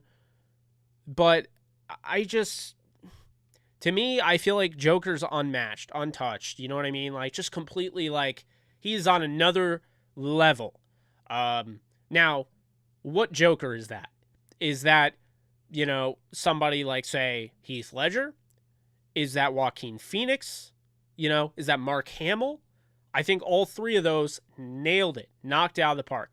Jared Leto's Joker I do not like Jared Leto's Joker at all. But those three were so good, by far would be my favorite supervillain. My favorite hero is Spider-Man. Spider-Man's been my favorite since I was a little kid and has never changed. I hate spiders with a passion, but Spider-Man to me is the best. Spider-Man has the widest catalog of villains of any hero, by far. I mean, think about this, okay? The top villain that everyone associates with Spider-Man is Kingpin. And Kingpin hasn't even been shown in the MCU, if you know what I mean. He hasn't been shown with Spider-Man. So, right off the bat, I mean, we could go through the list. Chameleon, Kingpin, Kraven, Vulture, Venom. Venom is more of an anti-hero, but, Hammerhead, Sandman. Like, you know what I'm, like, there's so many. Green Goblin, New Goblin, Hobgoblin. I mean, right off the bat, Null. The god of symbiotes, Toxin, Carnage, Doc Ock, Electro, Shocker, Scorpion. There's just so many villains. It's crazy. So, I just think Spider-Man's the best. Favorite Marvel villain, Magneto. With Fassbender, Magneto definitely. Marvel villain is Magneto, I would say.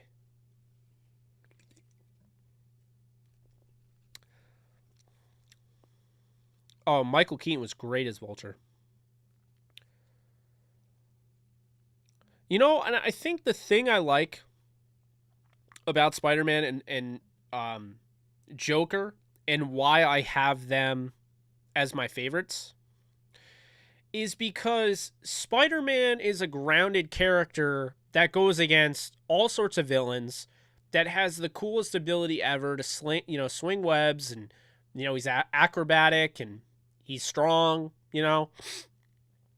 Also, I like Peter Parker because I think that there's not a ton of guys out there that do the two personality thing as well as Peter Parker Spider-Man does.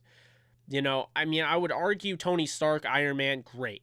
Batman, Bruce Wayne, great. Although I never looked at Bruce Wayne and thought like he was, I don't know, like he's not as big at times, depending on a story. He's not as big as, say, Peter Parker or Tony Stark. Like, you don't see as much of him, But I just kind of look at it like that. I mean, Captain America, Steve Rogers. I don't know. I kind of feel like Steve Rogers is literally Captain America. Like, there's not a second life. That's his life. You know what I'm saying? And the same thing, like, Bruce Banner, Hulk. Like, to me, Bruce Banner and Hulk are, like, the same life. Yeah, maybe a little bit different, but for the most part, the same. Thor. His life's not any different. So when you have a Peter Parker Spider-Man, Tony Stark Iron Man, Eddie Brock Venom, which I think they're doing way more, in my opinion, because you don't see Eddie Brock as much in like the cartoons and the comics as you do in the actual movies, which is I think they're doing a good job with. That's kind of my thing there. I like the multiple personality aspect of it. So, what happened with LeBron?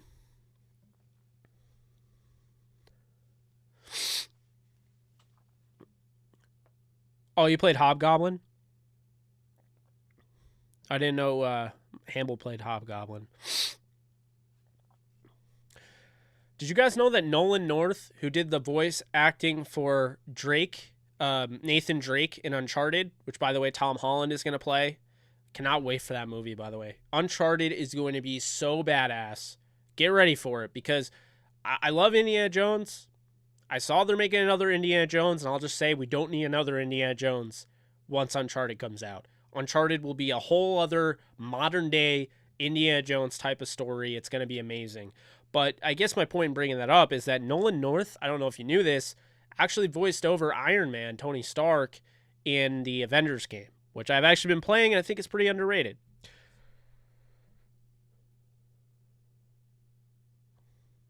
Steve, you're right. And I mean, that's sometimes all it takes.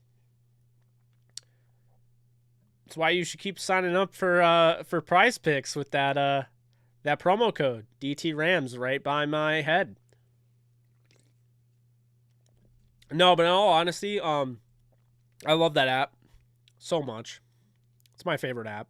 I use it too much, simply put. But Alexis to call in, probably not right now, but yeah, at some point, sure.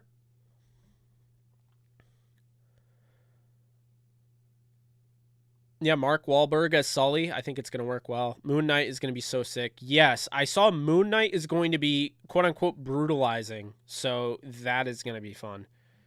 Um,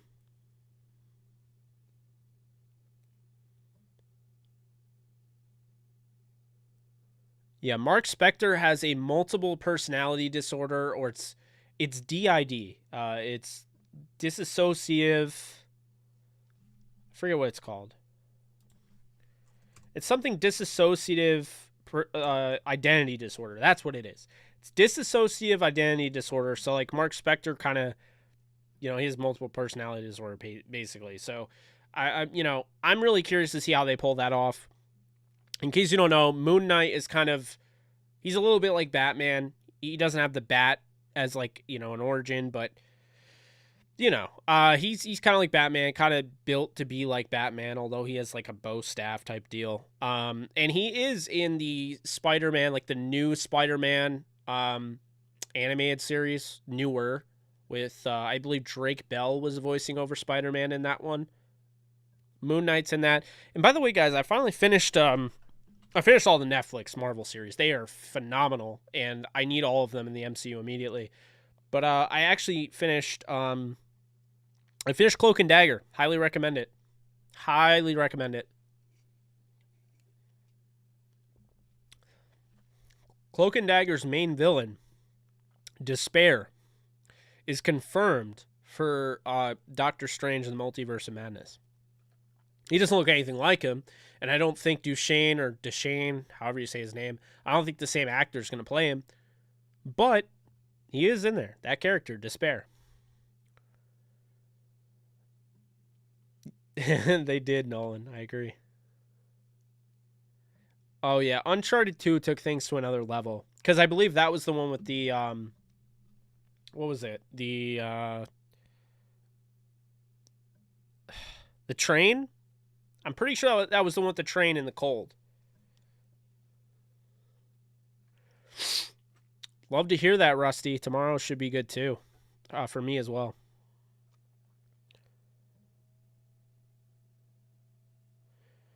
Well, I mean, Alexis and I do the podcast.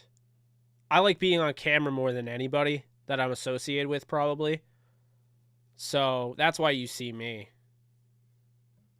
Not everybody that I collab with likes being on camera as much as I do. Cloak and Dagger was so good. I need Tyrone and Tandy back. I need them in the MCU. I mean, it wouldn't be the first time where Marvel took a character that was already in the universe and recasted them as another character. Because if you didn't know, which I'm assuming you did, Karl Urban played Scourge in Thor Ragnarok. So he has been in the MCU before, but as you probably know, and I'm not spoiling, I assume, because I think everybody has seen Thor 3, he gets killed by Hela. So, I mean, it wouldn't be the first time. Right off the bat, for instance, the one that played Cersei, I forget her name, the woman that played Cersei in the new Eternals, she was one of the agents in that collective group that was with Captain Marvel in the Captain Marvel movie. She was the sniper. Morbius, I think it'll be really good, but it's one of those movies where I'm kind of like, I kind of feel like it'll be like Eternals, where I think it's really good, but I think it could be better. And the problem is when you're dealing with the MCU and all of these, movies, it's like you really have to be up here. I mean, the bar is set so high. I mean, just look at, for instance, Black Widow. Black Widow is probably like 18th in my list of movies in the MCU out of like 26, 27. And I loved that movie. I thought they did a perfect job of kind of tying it all together, wrapping it up into a bow with Black Widow, a movie that should have come out 2 years prior to Black Widow dying in Endgame. Okay? But it didn't. And they still made do with it. And they introduced an amazing character in Yelena Belova. So I loved Black Widow, but my point is that the bar's been raised so high. And honestly, the bar's been raised incredibly high just with this new Spider-Man movie that I don't even know how the next, because we're getting another trilogy of Spider-Man movies and potentially, 6 more movies with Tom Holland. We'll see. But I don't even know how the next trilogy movie series is going to even compete with what I saw from No Way Home. No Way Home was a collective masterpiece. I don't know how you compete with that. So it's going to make it hard. But what I will say is this. The MCU has come out with some bangers. They've come out with some amazing films. And yet, Shang-Chi came out this year. I hardly knew anything about the source material. I just knew that the Ten Rings was connected to Tony Stark, was connected to Iron Fist, all sorts of stuff like that. I knew about the somewhat origin, but I didn't read the comics of Shang-Chi. I didn't know a ton about Shang-Chi. I knew that he had that relation with the Mandarin, all of that. But I didn't know much after that. I saw the previews. Previews looked awesome. I saw the movie, and before the new Spider-Man movie, it was a top 5 movie in my book out of all the MCU. Shang-Chi is phenomenal. So if you haven't seen that, definitely check that out. But that's my point, is that the bar's been raised. And Shang-Chi stepped up to the plate and really put out the best movie of the year until No Way Home came out. So maybe Morbius can blow us away. It is weird, though, because I did see Michael Keaton in that. I know we all did in that trailer. I'm really curious to see where on Earth this universe, where this is set. Because obviously Venom is in it. Because he, at the end of the trailer, he makes fun of it. Him being Venom. But I mean, I don't know. So we'll see. You think we see Spider-Man the Hawkeye series? I have a 25% belief that he'll be in the Hawkeye series. And I know that's crazy, but they've teased it so much. Without spoiling the movie, they've teased it in pressers. Did you see... Well, I forget, it was Jimmy Kimmel or maybe it was Jimmy Fallon. It might have been Jimmy Fallon. He had Haley Steinfeld on his show. Be like, yeah, what'd you think of, like, Spider-Man was on your show? And she was like, you could see her reaction was different. Like, it wasn't... They acted so, like, suspicious and sketched out. So I'm not 100% guaranteeing Spider-Man will be in No Way. Or yeah, I am guaranteeing he'll be in No Way Home. You didn't go to a Spider-Man movie to not see Spider-Man, so he will be in it. Um, but for Hawkeye, I would not be surprised if he is in it when they drop it later tonight or tomorrow, whatever. Wouldn't be surprised if Daredevil's in it, but I would definitely expect Hawkeye to be in it. Kate Bishop, Yelena, Echo, and Kingpin.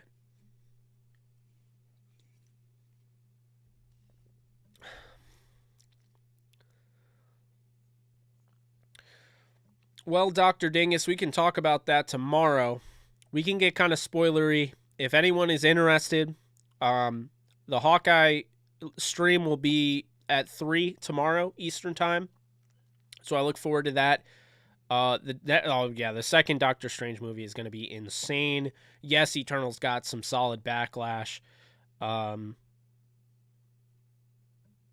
Wasted a certain character? I think I know what you mean, Bob, and I think I would agree with you if you and I are thinking about the same character. JPEG V, sorry I just logged in. What is your opinion on the game tonight? I looked at it and felt like, the Rams took care of business. Wasn't the prettiest game, but, you saw some great contributions out of an MVP candidate and, Cooper Kupp. 9 catches, 136 yards, 2 touchdowns. Love to see it. He stepped up when they needed him to. Stafford made some incredible throws.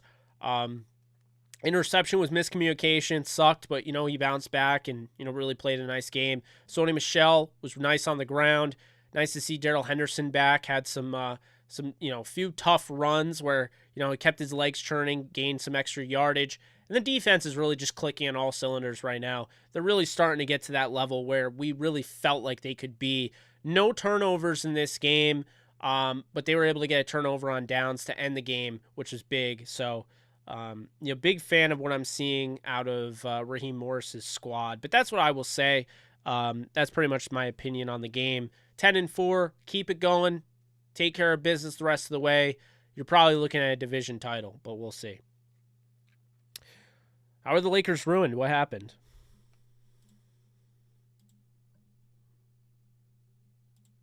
Man, I feel so out of it right now. So LeBron got hurt? Is that what you're saying? It says LeBron is in, though. That's the thing. He just entered the game for DeAndre Jordan. I just put it up. That's weird. We knew this game wasn't going to be easy, though, going up against the Suns.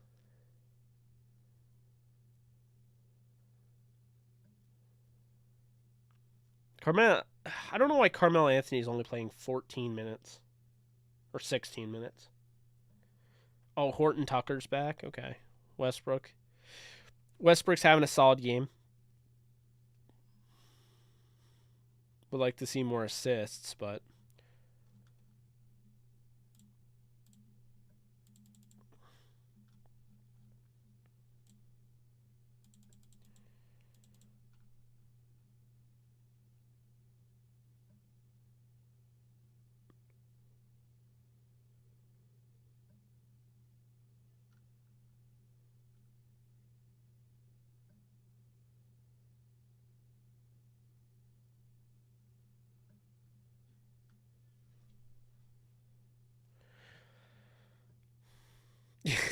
I love you, Nolan. I appreciate that. Yeah, I mean, if you guys want to throw a like on here, get us to 150, that would be pretty awesome. I almost said swell. I would have had to punch myself right in the face if I said that. I mean, I did just say it, but John Bernthal, apparently the MCU, Marvel Studios wants him back. So...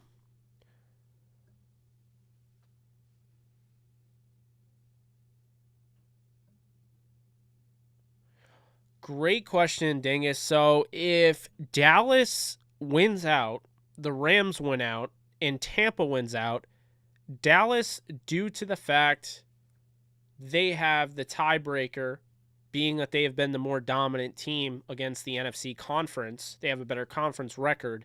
Dallas would get the 2 seed.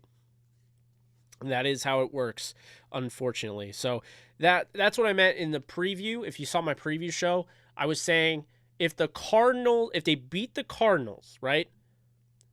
Dallas beats the Cardinals, that actually hurts the Rams. So you would actually be rooting for the Colts this week against Arizona, and to assume that the Rams win out and they would win the division, regardless of what Arizona did the rest of the year. If they lose to the Colts and the Rams win out, they win the division.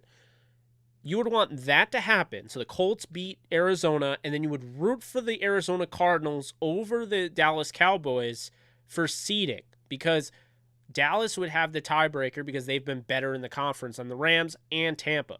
Rams have the head-to-head tiebreaker over the Tampa Bay Buccaneers. So as long as the Rams don't lose games, they're going to finish ahead of Tampa. So,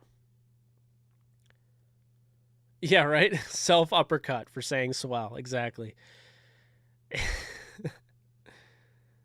Yeah, Kingsman is coming out. They just dropped a trailer for Fantastic Beasts 3. I don't know what I saw in Fantastic Beasts 2. I'd have to go back and rewatch it. That was one of those movies where I saw it in theaters and I was so confused. Felt like I was riding a roller coaster that I never went back and watched it again. But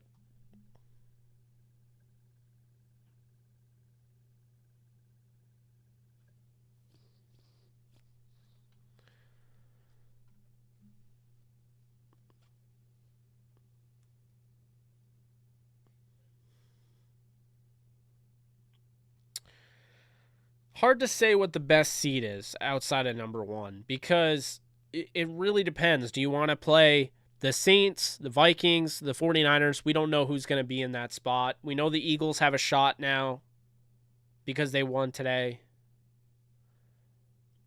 I might want to play the Eagles, to be honest with you, if that was the case. But the first Fantastic Beast was incredible, Nolan. The second one, I just remember it was like, corkscrews and all sorts of stuff, and I just don't know what was happening. Yeah, I did a video on the MODOK series. I haven't finished it. I was through like 5 episodes, and I did a video. I was like, everyone needs to go watch this, and I completely didn't finish it. Yeah, the second one, exactly. So I gotta actually catch up on that. Thank you for reminding me. It's on Hulu.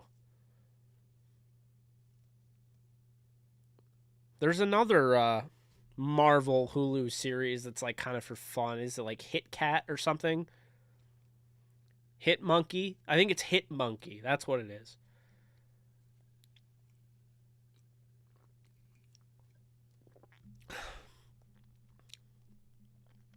Apparently MODOK is being cast by MCU, and he's going to be in Ant-Man and the Wasp Quantumania.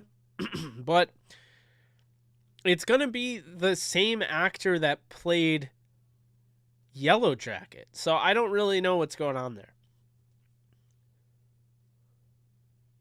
Ooh, who is an underrated or not well-known superhero or villain you would want to see on the big screen? Oh my God, is this tough? I mean, I don't know how underrated he is, because I know a lot of people are begging for him, but I'm going to say this right now. I want to see my favorite X-Men, Gambit. Gambit was supposed to have his own movie, which was going to star Channing Tatum, who I also like Channing Tatum, by the way. Tatum's movie got the plug pulled on it when Disney took over the rights. But there's still kind of a rumor out there. Channing Tatum did meet with MCU executives last year about a spot in the MCU, and did bring up potentially producing and being a part of the Gambit movie. I don't think a Gambit movie is coming, but I would love to see it. I mean, personally, I think the X-Men, as big as they are and how important some of those characters are, when they did like Wolverine X-Men Origins, they could have done Gambit X-Men Origins. They could have done Storm X-Men Origins, Cyclops. Like, I think we all would have eaten that up, And so I was a little bummed that got pulled, but I'm hoping we'll get that. I don't know. We'll see, but I Gambit would probably be the one I would choose. And villain, I would probably go with I'll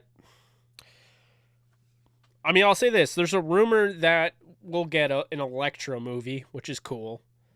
Electro, not Electra. Which, by the way, can I just say this? If they don't cast the same girl that played Electra in Daredevil, they should cast Aubrey Plaza. No, I don't know if anyone's mentioned that. I can kind of see that. So that's what I would suggest. But I would say I'd like to see not necessarily his own movie, but I'm hoping that Mr. Negative gets added to the Spider-Man series. I hope we get to see some Mr. Negative. I feel like we're going to get to see some Punisher, Daredevil, etc., but I want to see Mr. Negative as a bad guy. Especially because they introduced Feast, which again, I'm not spoiling it because Feast was literally in the trailer. So, and I don't remember the acronym. It's like Food Emergency, or no, Family Emergency something. Training is the last one. AS, I forget what it is, but if you guys don't know Mr. Negative, comic book character, and on top of it, a character that was in the Spider-Man Marvel PS5 or PS4, also PS5 game. That's just, if you haven't played it, it's incredible. And they're coming out with the second one with Miles Morales in 2023, which I can't wait. Yes, I saw that. I cannot wait for that. Nolan. Captain Britain needs to be played by Henry Cavill. Henry Cavill.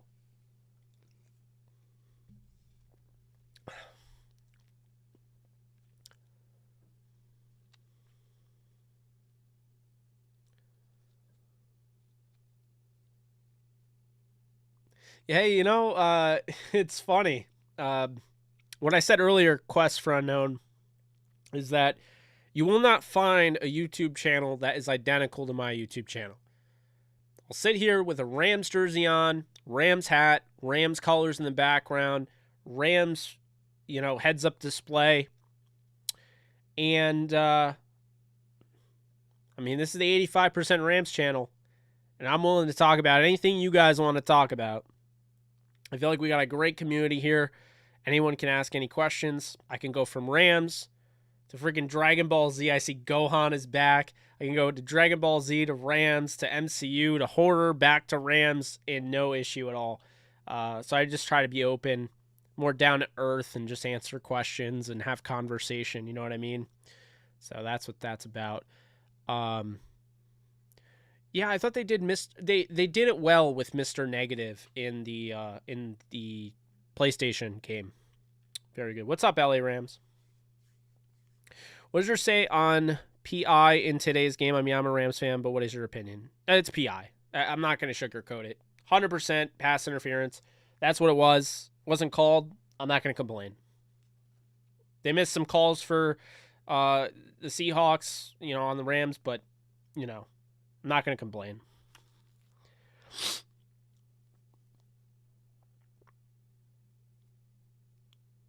I want to see Captain Carter from the Multiverse of Madness. That's what I want to see.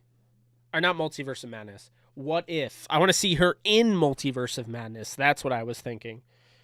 One sec. I'm going to get something. 1 second.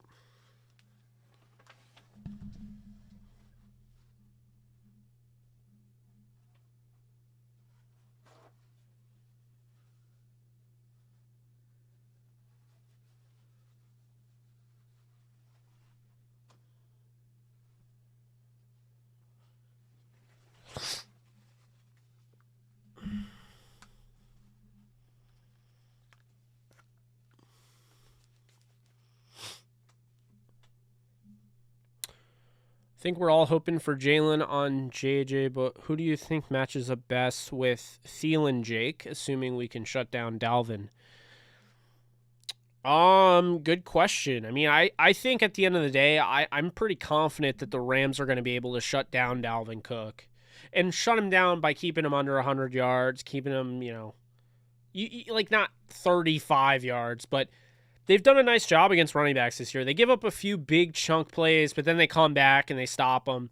They're one of the best run defenses in the league, not given enough credit for. So I think they'll stop Dalvin Cook, and then I think Kirk Cousins kind of showed you. I mean, he only had 11 pass completions against the Bears. They won, but you can't play like that against the Rams and expect to win. So I think the Rams will be fine. They have guys that can compete. Darius Williams, Jalen Ramsey, David Long played well. Dante Dion playing well. Not really worried about them for sure, but that's what I'll say with that. Good question though. Well, that's another thing. The no call didn't decide the game. Can't wait till they bring Namor into the MCU. They are going to. They already cast that role. So Namor is officially going to be in the MCU. 100%.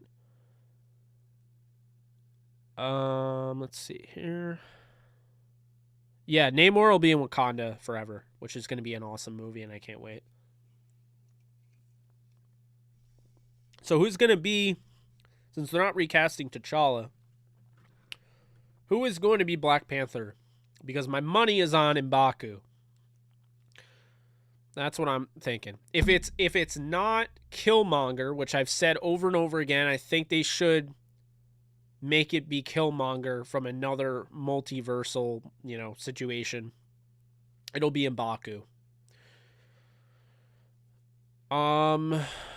Let's see. Yes, it does. I know exactly what you're talking about. That's sick, Bob. I did not know that. We all love Killmonger, man. I wish I liked hockey. I mean, this is the time not to like hockey. It's shut down. I mean, not really. Vegas played tonight. That's all that matters to me.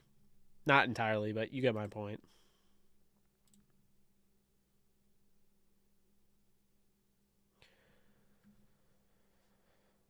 Dexter series. Nice. I was in the back of one of the episodes for what the hell is it called? Lucifer. At Muscle Beach. I was staying in Venice and I was walking in the back and they were filming Lucifer. And I'm in the back of the episode where they're at Muscle Beach and what's her name? Eve. It's something about Lucifer and Eve and like the detective. I haven't seen most of the show, so I sound an idiot, but Lucifer, Eve, and then there was this guy that they were trying to question. And yeah, it's all at Muscle Beach. So that episode, I'm in the back wearing a Kobe jersey, not Kobe jersey, a LeBron jersey, and it is literally like blurred out, but you can see the blur that is me in the background. So it's funny. I don't know. The more you know.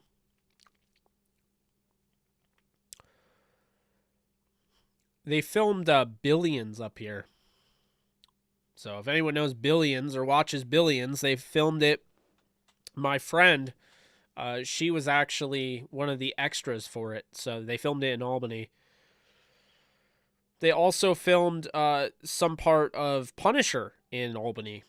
And if you didn't know this, Doc Ock is originally in the comics. He was born in Schenectady, New York, which happens to be 20 minutes away from me. So yeah, I mean, not like that he's real, but I think that's kind of cool. Also, the Avengers hideout is in upstate New York, so just kind of shout out there. Akira all day? Who's Akira? Akira Schmid, the goalie for the Devils.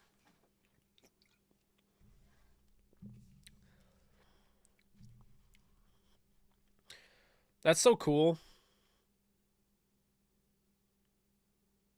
Nolan, what do you think? You cool with M'Baku taking up the mantle of Black Panther? I'd be all for Shuri, but it sounds to me like Shuri is going to be kicked out of the... I don't know if they're going to recast her or kill her off, but she left a bad taste in everyone's mouth apparently on the set, which is disappointing because she is a phenomenal actress. And if you haven't seen The Black Museum, what is it? It's called Black Mirror. If you haven't seen the Black Museum episode of Black Mirror, you have to go and watch that. So good. So good. One of the best, honestly. Phenomenal episode. LA Rams, thank you for stopping by. You have a great night, and we'll talk soon.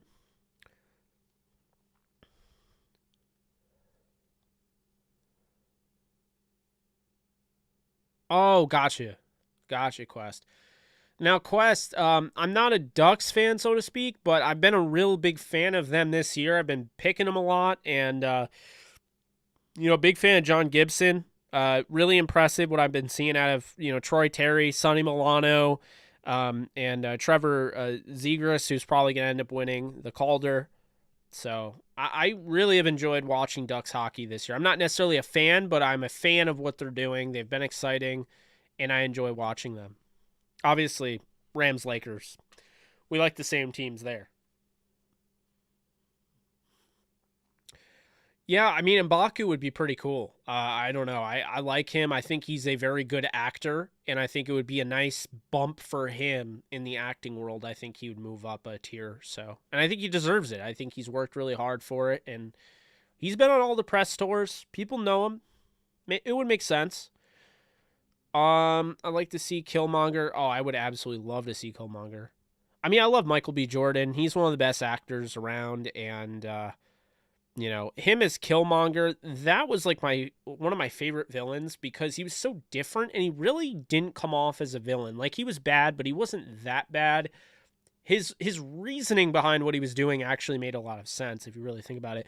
Black Museum episode, 100%.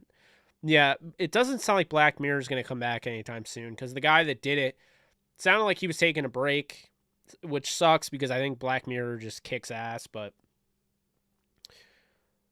you're a Bruins fan? I saw them beat the Devils, which, I like the Devils. Went to that game. That was the day Robert Woods was announced out for the year. Broke my heart. Then I watched the Bruins win 5-2. I just can't stand Marchand. I like pasta.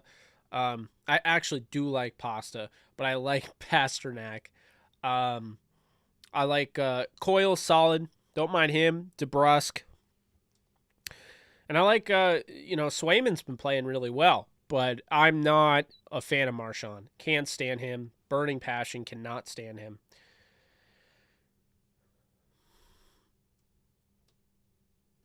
Oh, which one was the dog episode? Is that like the stuffed dog? The stuffed animal was cool. I think the stuffed animal was the Black Museum, if I'm not mistaken. Him and Thanos were the best Marvel villains? Yes, I would agree. I think people would accept the recast more than anyone else. Yes, I agree. Very dope as an actor, 100%. What are the real odds for the Rams making the Super Bowl? I'd say they have a 25% chance of making the Super Bowl, 50% chance of winning the division. I think they're going to win the Super Bowl personally. I'm not over that, but yeah. The tracking dogs? Oh, are you talking about the mechanical ones? Like the robotic ones? What was it called? I cannot remember it. But yeah, I think I know what you're talking about. That was insane. Metalhead? That episode was insane. Metalhead was so good. Oh, Mysterio. Yeah, that was one of the best villains, too, in the MCU. 100%. Mysterio is phenomenal. Oh, God, dude. That was... Alright, that episode, I was on the edge of my seat the whole time. Black Mirror Metalhead. All filmed in black and white. It's super unsettling. It's creepy. Holy hell, if you've never seen that before, definitely go and do that. Mandalorian still going on? Yes. I don't know why. I'm sorry. I'm going to piss people off. I think Boba Fett's overrated. I liked him as a sub-character. I liked Fennec as a sub-character. But all I wanted to do at the end of Mandalorian Season 2 is watch Mandalorian Season 3.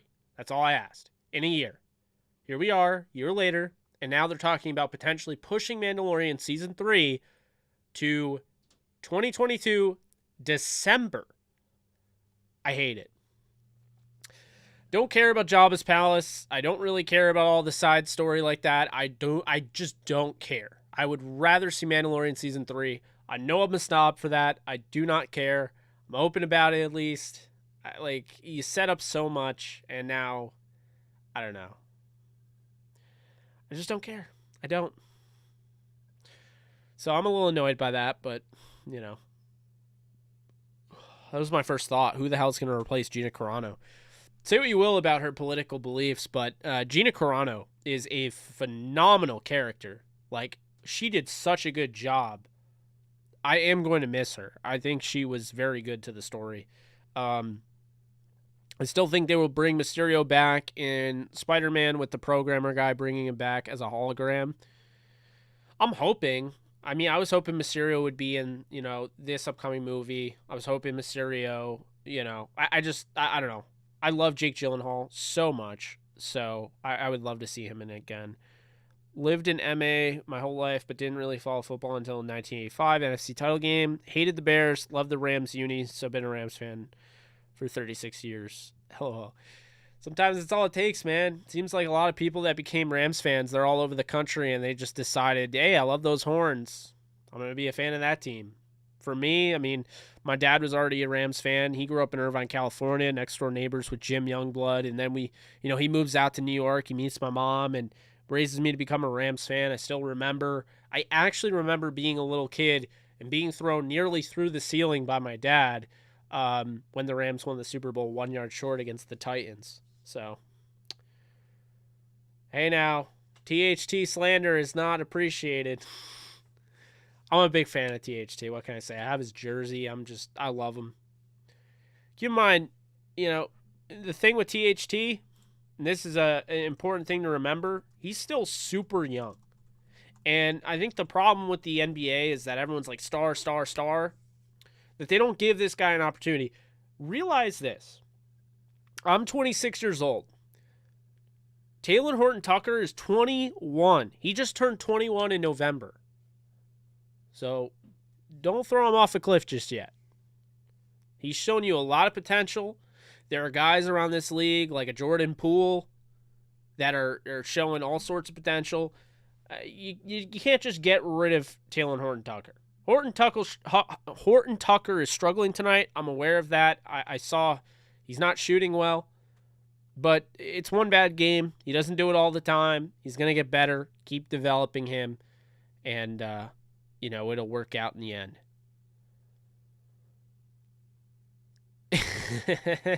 Yeah, Marshawn licking players. Oh, man. I still can't stand him, dude. He's a rat. I just cannot stand Marshawn. Most annoying player in hockey.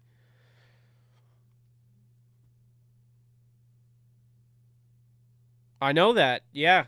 Jake Gyllenhaal was almost Peter Parker. Would have been crazy. Super meta, too, to have him be a villain in Spider-Man. Jake, I don't know if you want to talk about it, but I'm curious to know what you expect for Halloween Ends with what they already said about it. I haven't really been following, so anything they said about it, I didn't really see.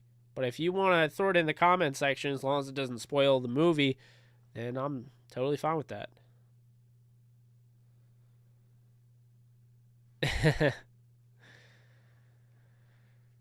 Yeah, pretty crazy.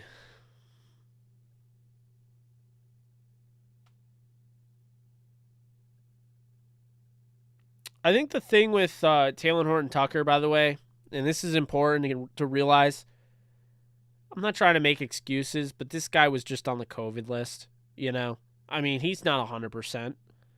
He comes off the COVID list. Maybe he shouldn't be shooting 13 times. But, yeah, he's not 100%.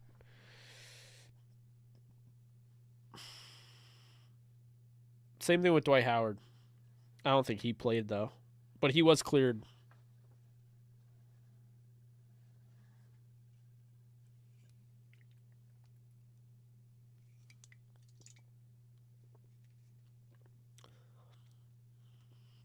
Once again, highly recommend. Dry hop sour. Sour me this. Dew Claw Brewing Co. It is a sour ale, and it's great. It's a citrus sour ale. It's so good. If you like sour ales. If you don't, then you're not going to like it. Simply put, you're just not going to like it. But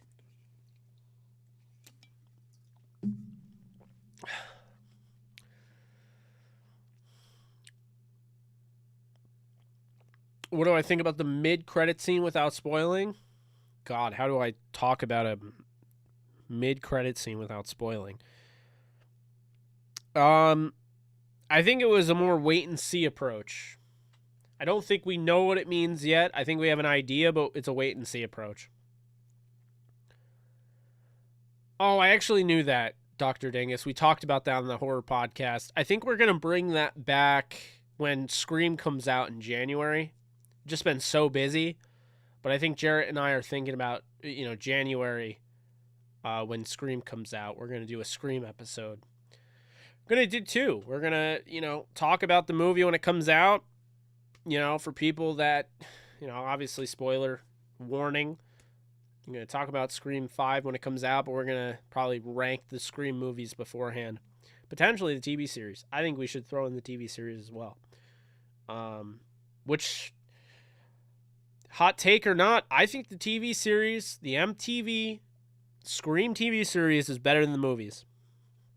I thought they did a phenomenal job on those. They were so good. And you know what? Season 3 wasn't season 1 and 2. But, man, season 3 was still good. I don't want to hear it. They're making a new Scream movie? Yeah, it's coming out the 18th of January, I believe. I don't think The Flash is going to be better than No Way Home. Nolan, you got to watch the series, my guy.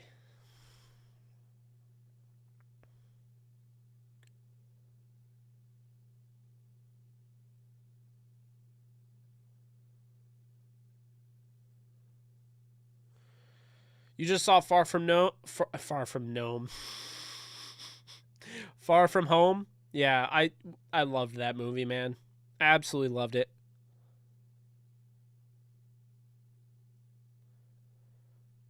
Yeah, except 4 years after Halloween Kills will include the pandemic. I did know about that, though. Rogue Squadron. Looks like that's going to get canceled. I'm excited for the Kevin Feige Spider-Man movie. And I'm excited for Taika Waititi's Spider-Man movie. Oh, my God. Star Wars movie. Kevin Feige's going to have a Star Wars movie, and so is Taika Waititi. Although, keep this in mind, they're separate, but Kevin Feige is going to direct a Star Wars movie, or not direct. Kevin Feige is going to produce, and Taika Waititi is going to direct. Star Wars, not Spider-Man. Far From Gnome.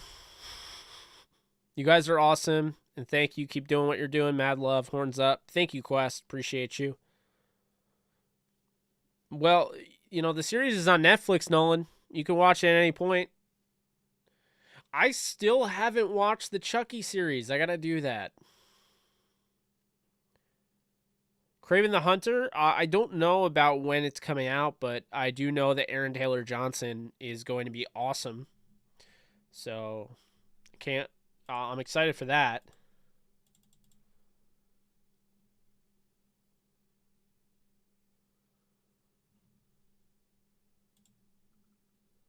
Let's see. I'm trying to find the...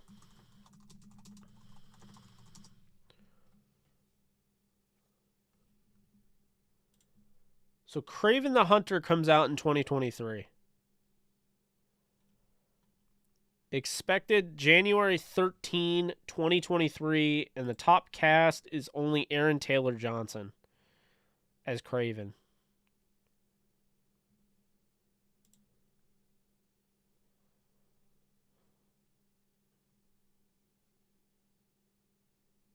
Yeah, he played Quicksilver. He was Pietro in Quicksilver.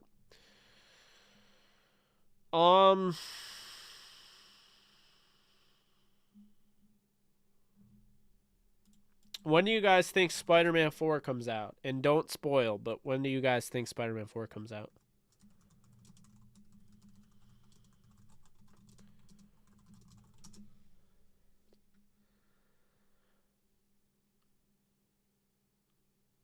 of course, now it's like impossible to find out because if you Google when is Spider-Man 4 coming out, they show you the Amazing Spider-Man 2 because that was Spider-Man 4 technically. Actually, I don't know why they showed it to you because no, it wasn't. I'm assuming it's going to be 2023. Will it be a holiday release? I don't know. Could be.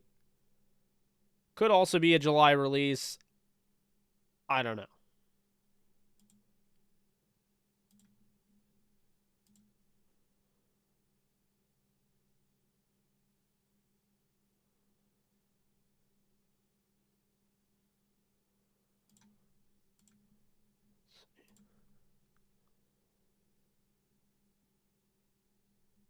They already have a plan to fix Star Wars.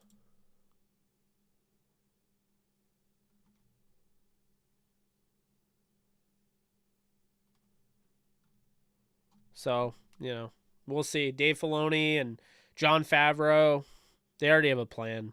I like the last trilogy. I know I'm in the minority in that regard, but I don't really care. I liked Force Awakens. Last Jedi is way better on a second or third watch through.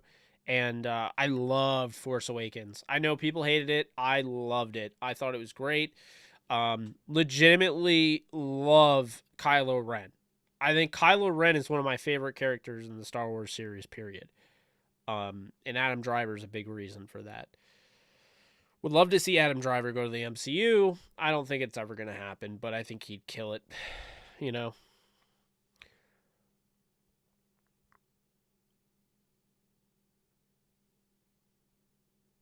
Darth Karth, I have not checked out the Wheel of Time, although it continues to show up on the front of my Amazon packages.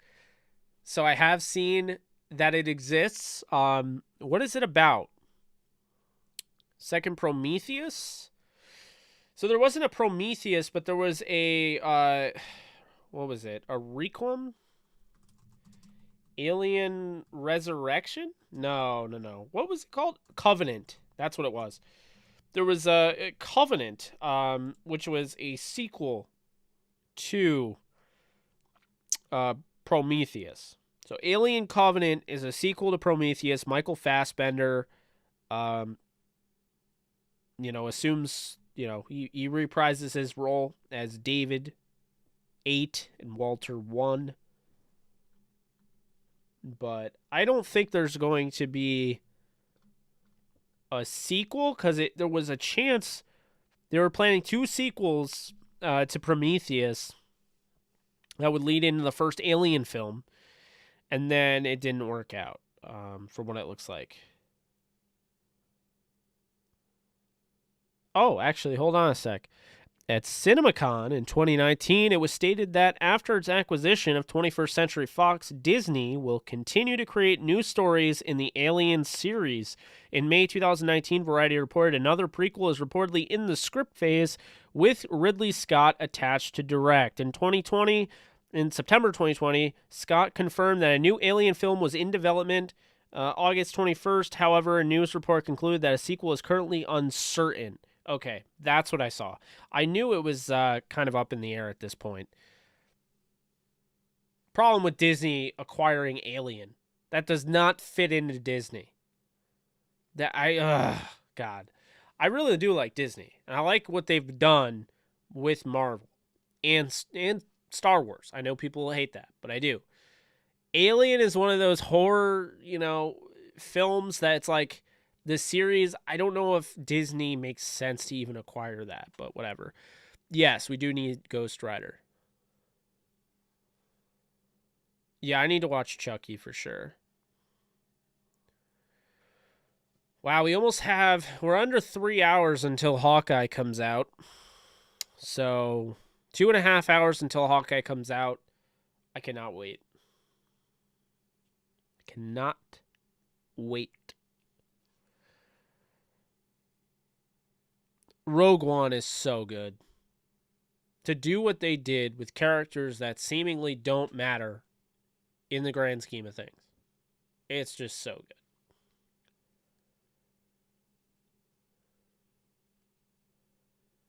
Would have loved to see a Knights of Ren series, 100%.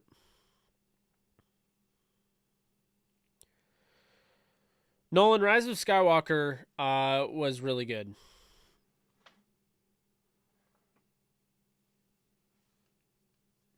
Yeah, I can't even tell you how many times I've seen Rogue One and how many times I've seen Solo. I don't care what anyone says. Solo, I know you said Solo was meh, and I was talking about before I saw your comment come up. Solo was awesome, and I 100% wanted a sequel, which they already confirmed there will not be a sequel. I don't know. The character that played Solo was awesome. Childish Gambino played what's his face? Played Lando Calrissian so perfectly. I don't know. I miss it. Spicy take here. I liked Rogue One the most out of all those recent Star Wars movies. That's actually kind of what I keep seeing. Oh, Emilia Clarke in Solo as Kira? Yeah.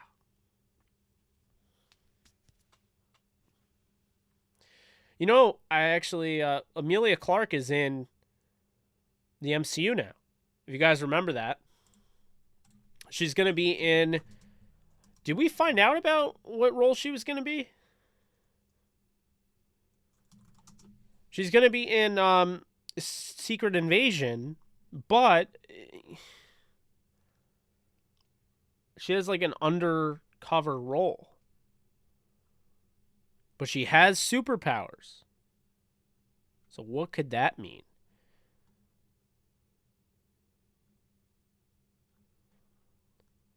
Clark is playing a spy with powers.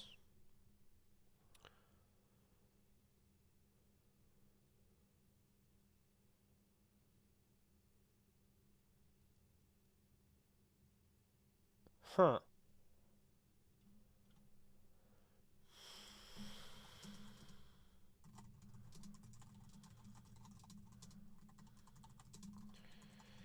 Who do you guys think Emilia Clarke plays in Secret Invasion? Oh, I cannot wait for the Obi-Wan Kenobi series that's coming out. I can't wait for the Acolyte. I cannot wait for the Acolyte. That's going to be awesome. Apparently, Doctor Doom was cast as Michael Fassbender, who's one of my favorites. And Silver Surfer does not have an actor yet.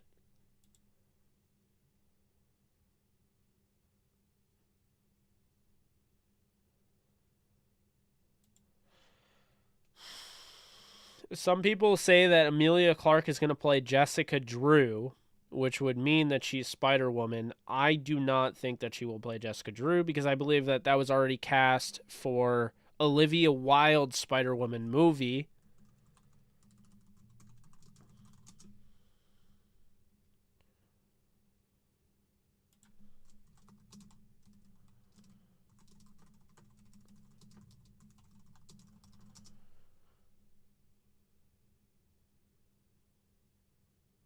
I don't...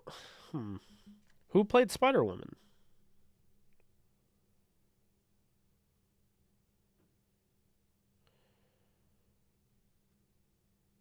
I can't even find it. I think it's funny that there is a website called Giant Freaking Robot that actually is considered like big. Like, good for them.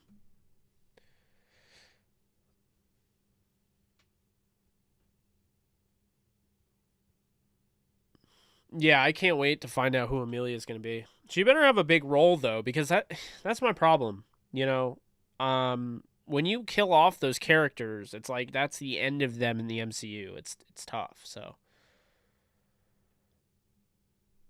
yeah, Youngham, you're absolutely right. That was huge for Vaughn, and the Rams win by 10. Love to see it. Mandalorian season 3. I mean, I keep seeing December of 2022, which to me is so annoying because I would have just.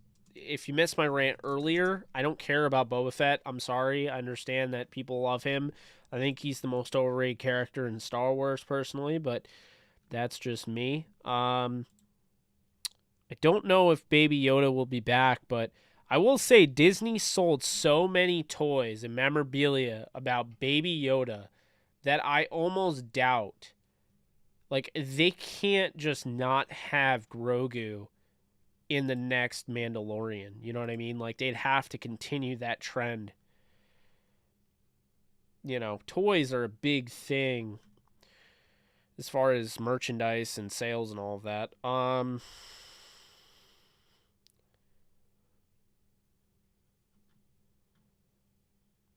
Mandalorian is going to make an appearance in the Book of Boba Fett as a bridge to the third, but I don't know. I don't know.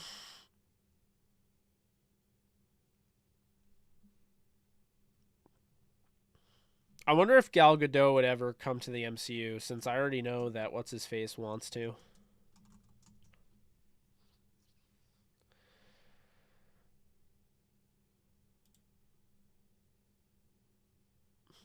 And I do know that what's his face teased a crossover between Marvel and DC. It was the guy that's directed. Well, there's two guys that have directed films for both the DC universe and the Marvel universe. That's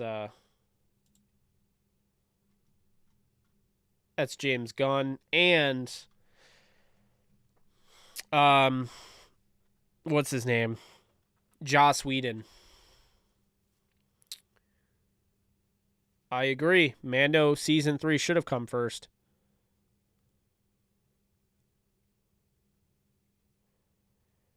Invisible Woman in Fantastic Four would be such a mega W. I hope that's the case, but I don't know for sure. Hey Jake, just dropping in. What a W. Vaughn first sack and rap pick at the end was beautiful. Absolutely. Huge W. Rams getting that 10th win. Absolutely huge. Love to see it.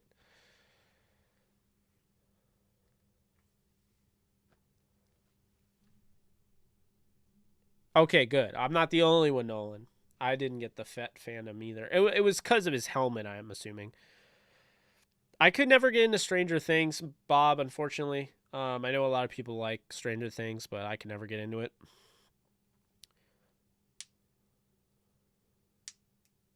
Yeah, see what I mean? That's what happens. Like, people love Baby Yoda. Like, you got to put Grogu in the next season just for merchandise. It's how you make your money, you know?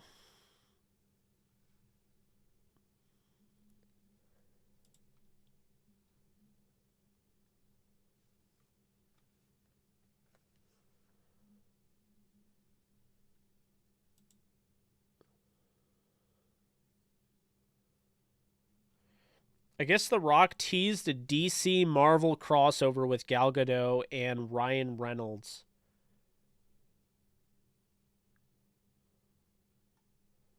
The Rock foresees a crossover with Marvel and DC universes. I turned to Ryan and Gal and I said, there should be a crossover. We can be the ones to possibly make it happen. We'll see what happens. That I like to see. Eventually, there should be a crossover. I think DC needs it more than Marvel. So. Ooh, Amelia could play Emma Frost. That would be a good. You got the casting eye right now. I can say that right now for sure.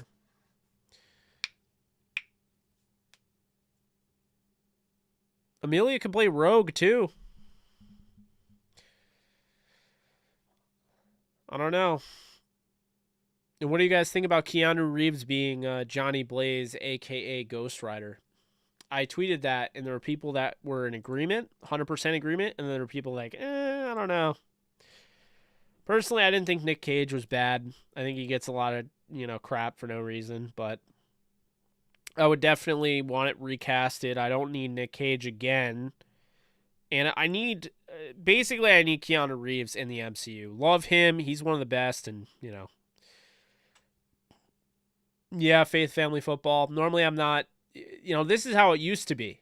The OG supporters of this channel know it used to be me in the office, and I would be just streaming until I could barely stay awake. But I've been cutting it off around an hour or so. An hour, 2 hours and 30 minutes or so. So we'll probably be cutting it off soon. Oh yeah, dude. I love the X-Men so much. I cannot wait. She-Hulk, really? I don't know. I feel like Gal Gadot could have been cast as, a big character. I feel like it'd have to be an X-Men. And I think that's the thing. But like listening to Feige and company, it sounds to me like the X-Men characters, they want to have like a Simu Liu type of guy. Look at what he did with Shang-Chi. Like they don't necessarily want established actors. They want people that they believe are prospects and are up and coming, and they want them to grow into their role like a Tom Holland. So I do think that there'll be a lot of opportunities for a Keanu Reeves because there's so many characters, but don't be surprised if we see, characters casted where we're like, who the hell's that?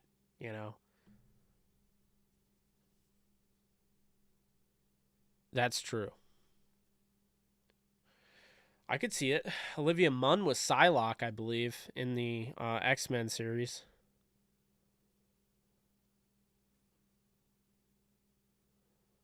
Feige looking for the UDFAs. Going through Madden as if like, oh, this person has B potential. This person has A plus potential, but they're a UDFA. Diamond in the rough. Yeah. No, I agree. I mean, that's pretty much what it is, He just wants to find the next. That's the thing, Marvel doesn't just want to hire the best of the best. They do want to find those, those actors and actresses. So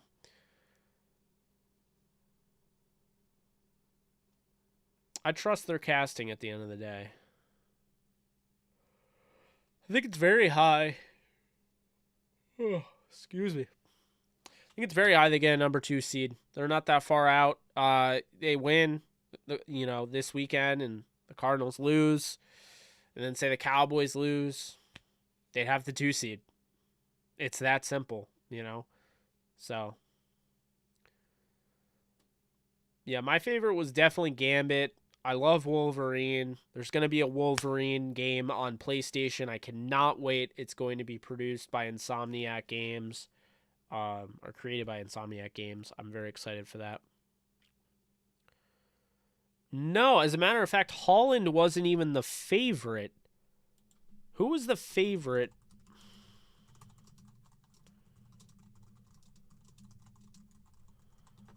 He wasn't the favorite for Nathan Drake either, I don't think.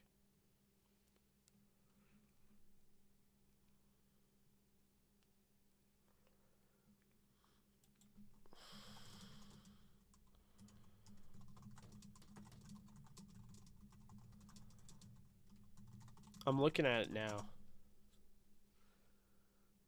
Oh, Timothy Chalamet was one of them.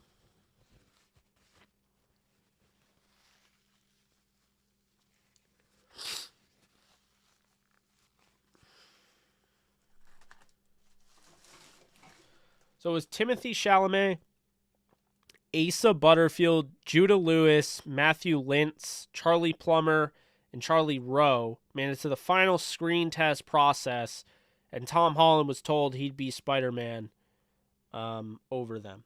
So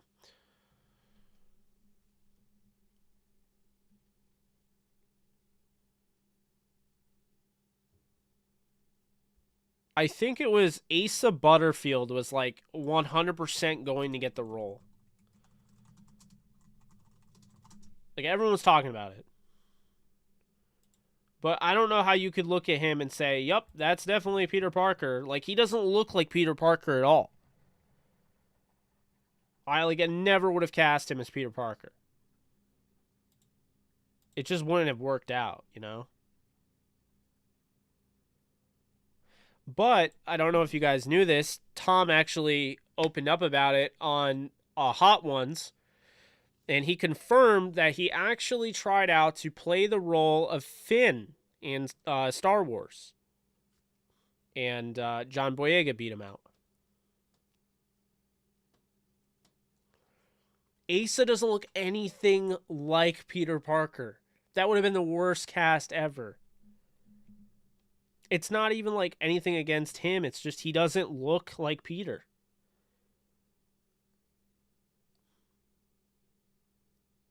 There's one guy that did look somewhat like him.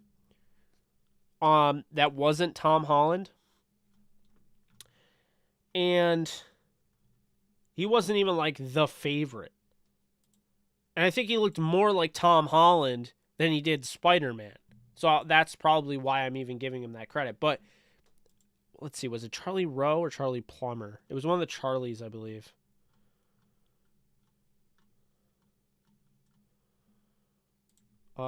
Charlie Rowe. Let me see here.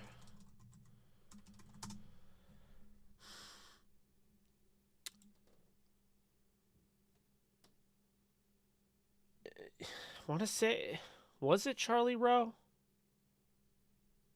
Might have been Charlie Rowe.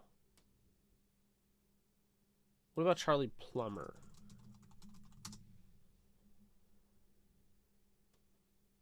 Now, see, none of these guys look anything like Peter Parker. I mean, none of them. Except for, like, Charlie Rowe is, like, the closest.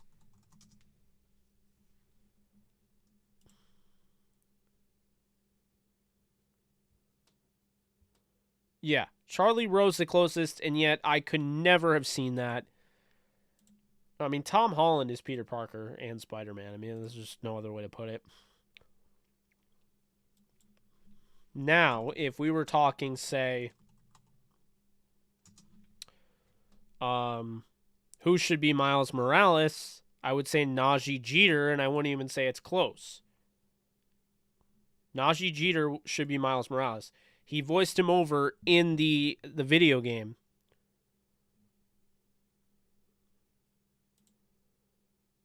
He didn't just voice him over, he did mocap for Miles Morales in the PlayStation video game. I think Mahershala Ali as Blade is perfect. I think he's a great actor. I think he's going to kill it. He can play multiple roles. I hate that Cottonmouth will probably never get an opportunity in the MCU because he is an incredible villain. But at the same time, I think he's going to be a great Blade. And he's going to be a bigger point in Blade, so to speak.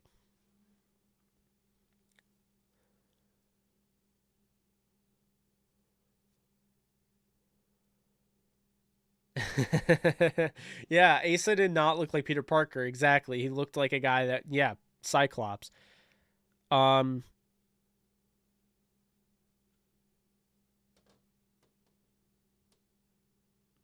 yeah, and Nolan, you notice when they killed off Cottonmouth, the second season, the series went like this.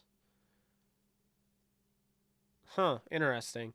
Um, I mean, Mike Coulter is awesome as Luke Cage. It's not him, but Cottonmouth was such a perfect villain.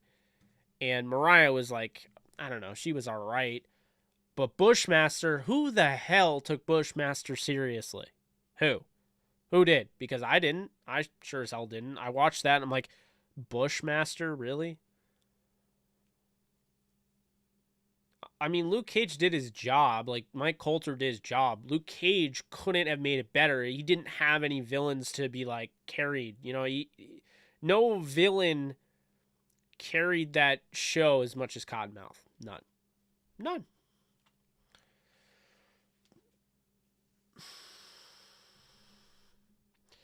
But yeah, I'm hoping Najee Jeter gets to be Miles Morales. We'll see. I mean,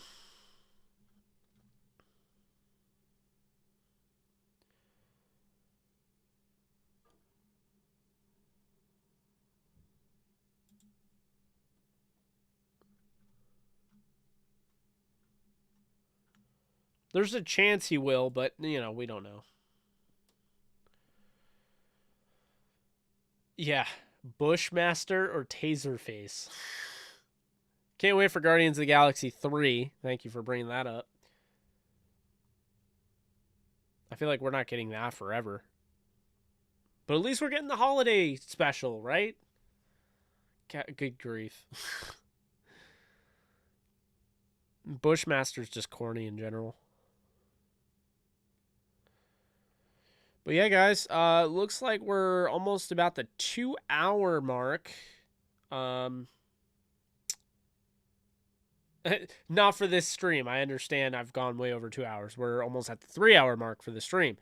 We're almost at the 2 hour mark for the finale of Hawkeye. And as much as I would love to do a watch party with you guys, to be honest with you, if I do this, if I stay up like this, I'm going to pass out because I'll be in front of a camera.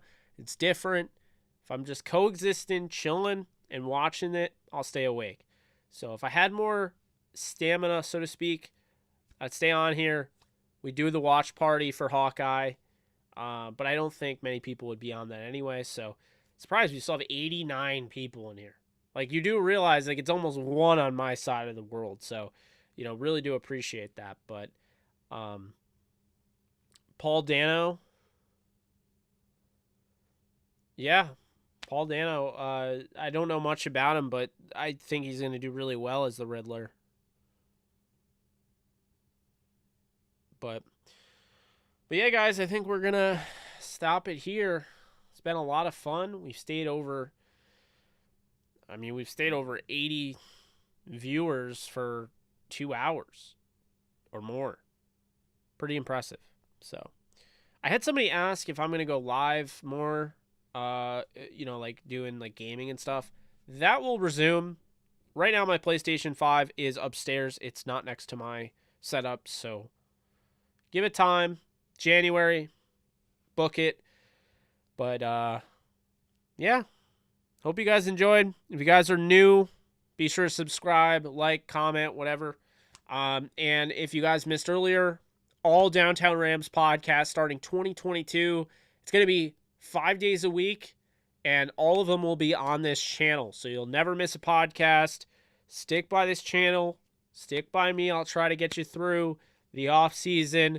We're going to have interviews with prospects, hopefully some Rams players, coaches, whatever, anything. And that's going to be that. So thank you guys so much. And you guys take care. And we'll see you guys tomorrow, or rather today if you're on the East Coast, at 3 p.m. Eastern Time. Be there if you watched Hawkeye season 1, episode 6, the finale. It's on at 3 a.m. Eastern Time. It's going to be on at midnight on the West Coast. If you see it and you want to stop by, be sure to stop by at 3. I'm going to be covering my thoughts on it. I'm really excited to talk about it. Hopefully I get a decent amount of you there, but that is going to be that. Darth Karth, I have not seen Wheel of Time. I've just seen it on my Amazon packages, so I don't know what it is about, but I'm assuming I'll check it out at some point. But I'm going to head out of here. Hope to see you guys tomorrow when we talk about Hawkeye, but if not, I'll see you guys soon. You guys take care. Later.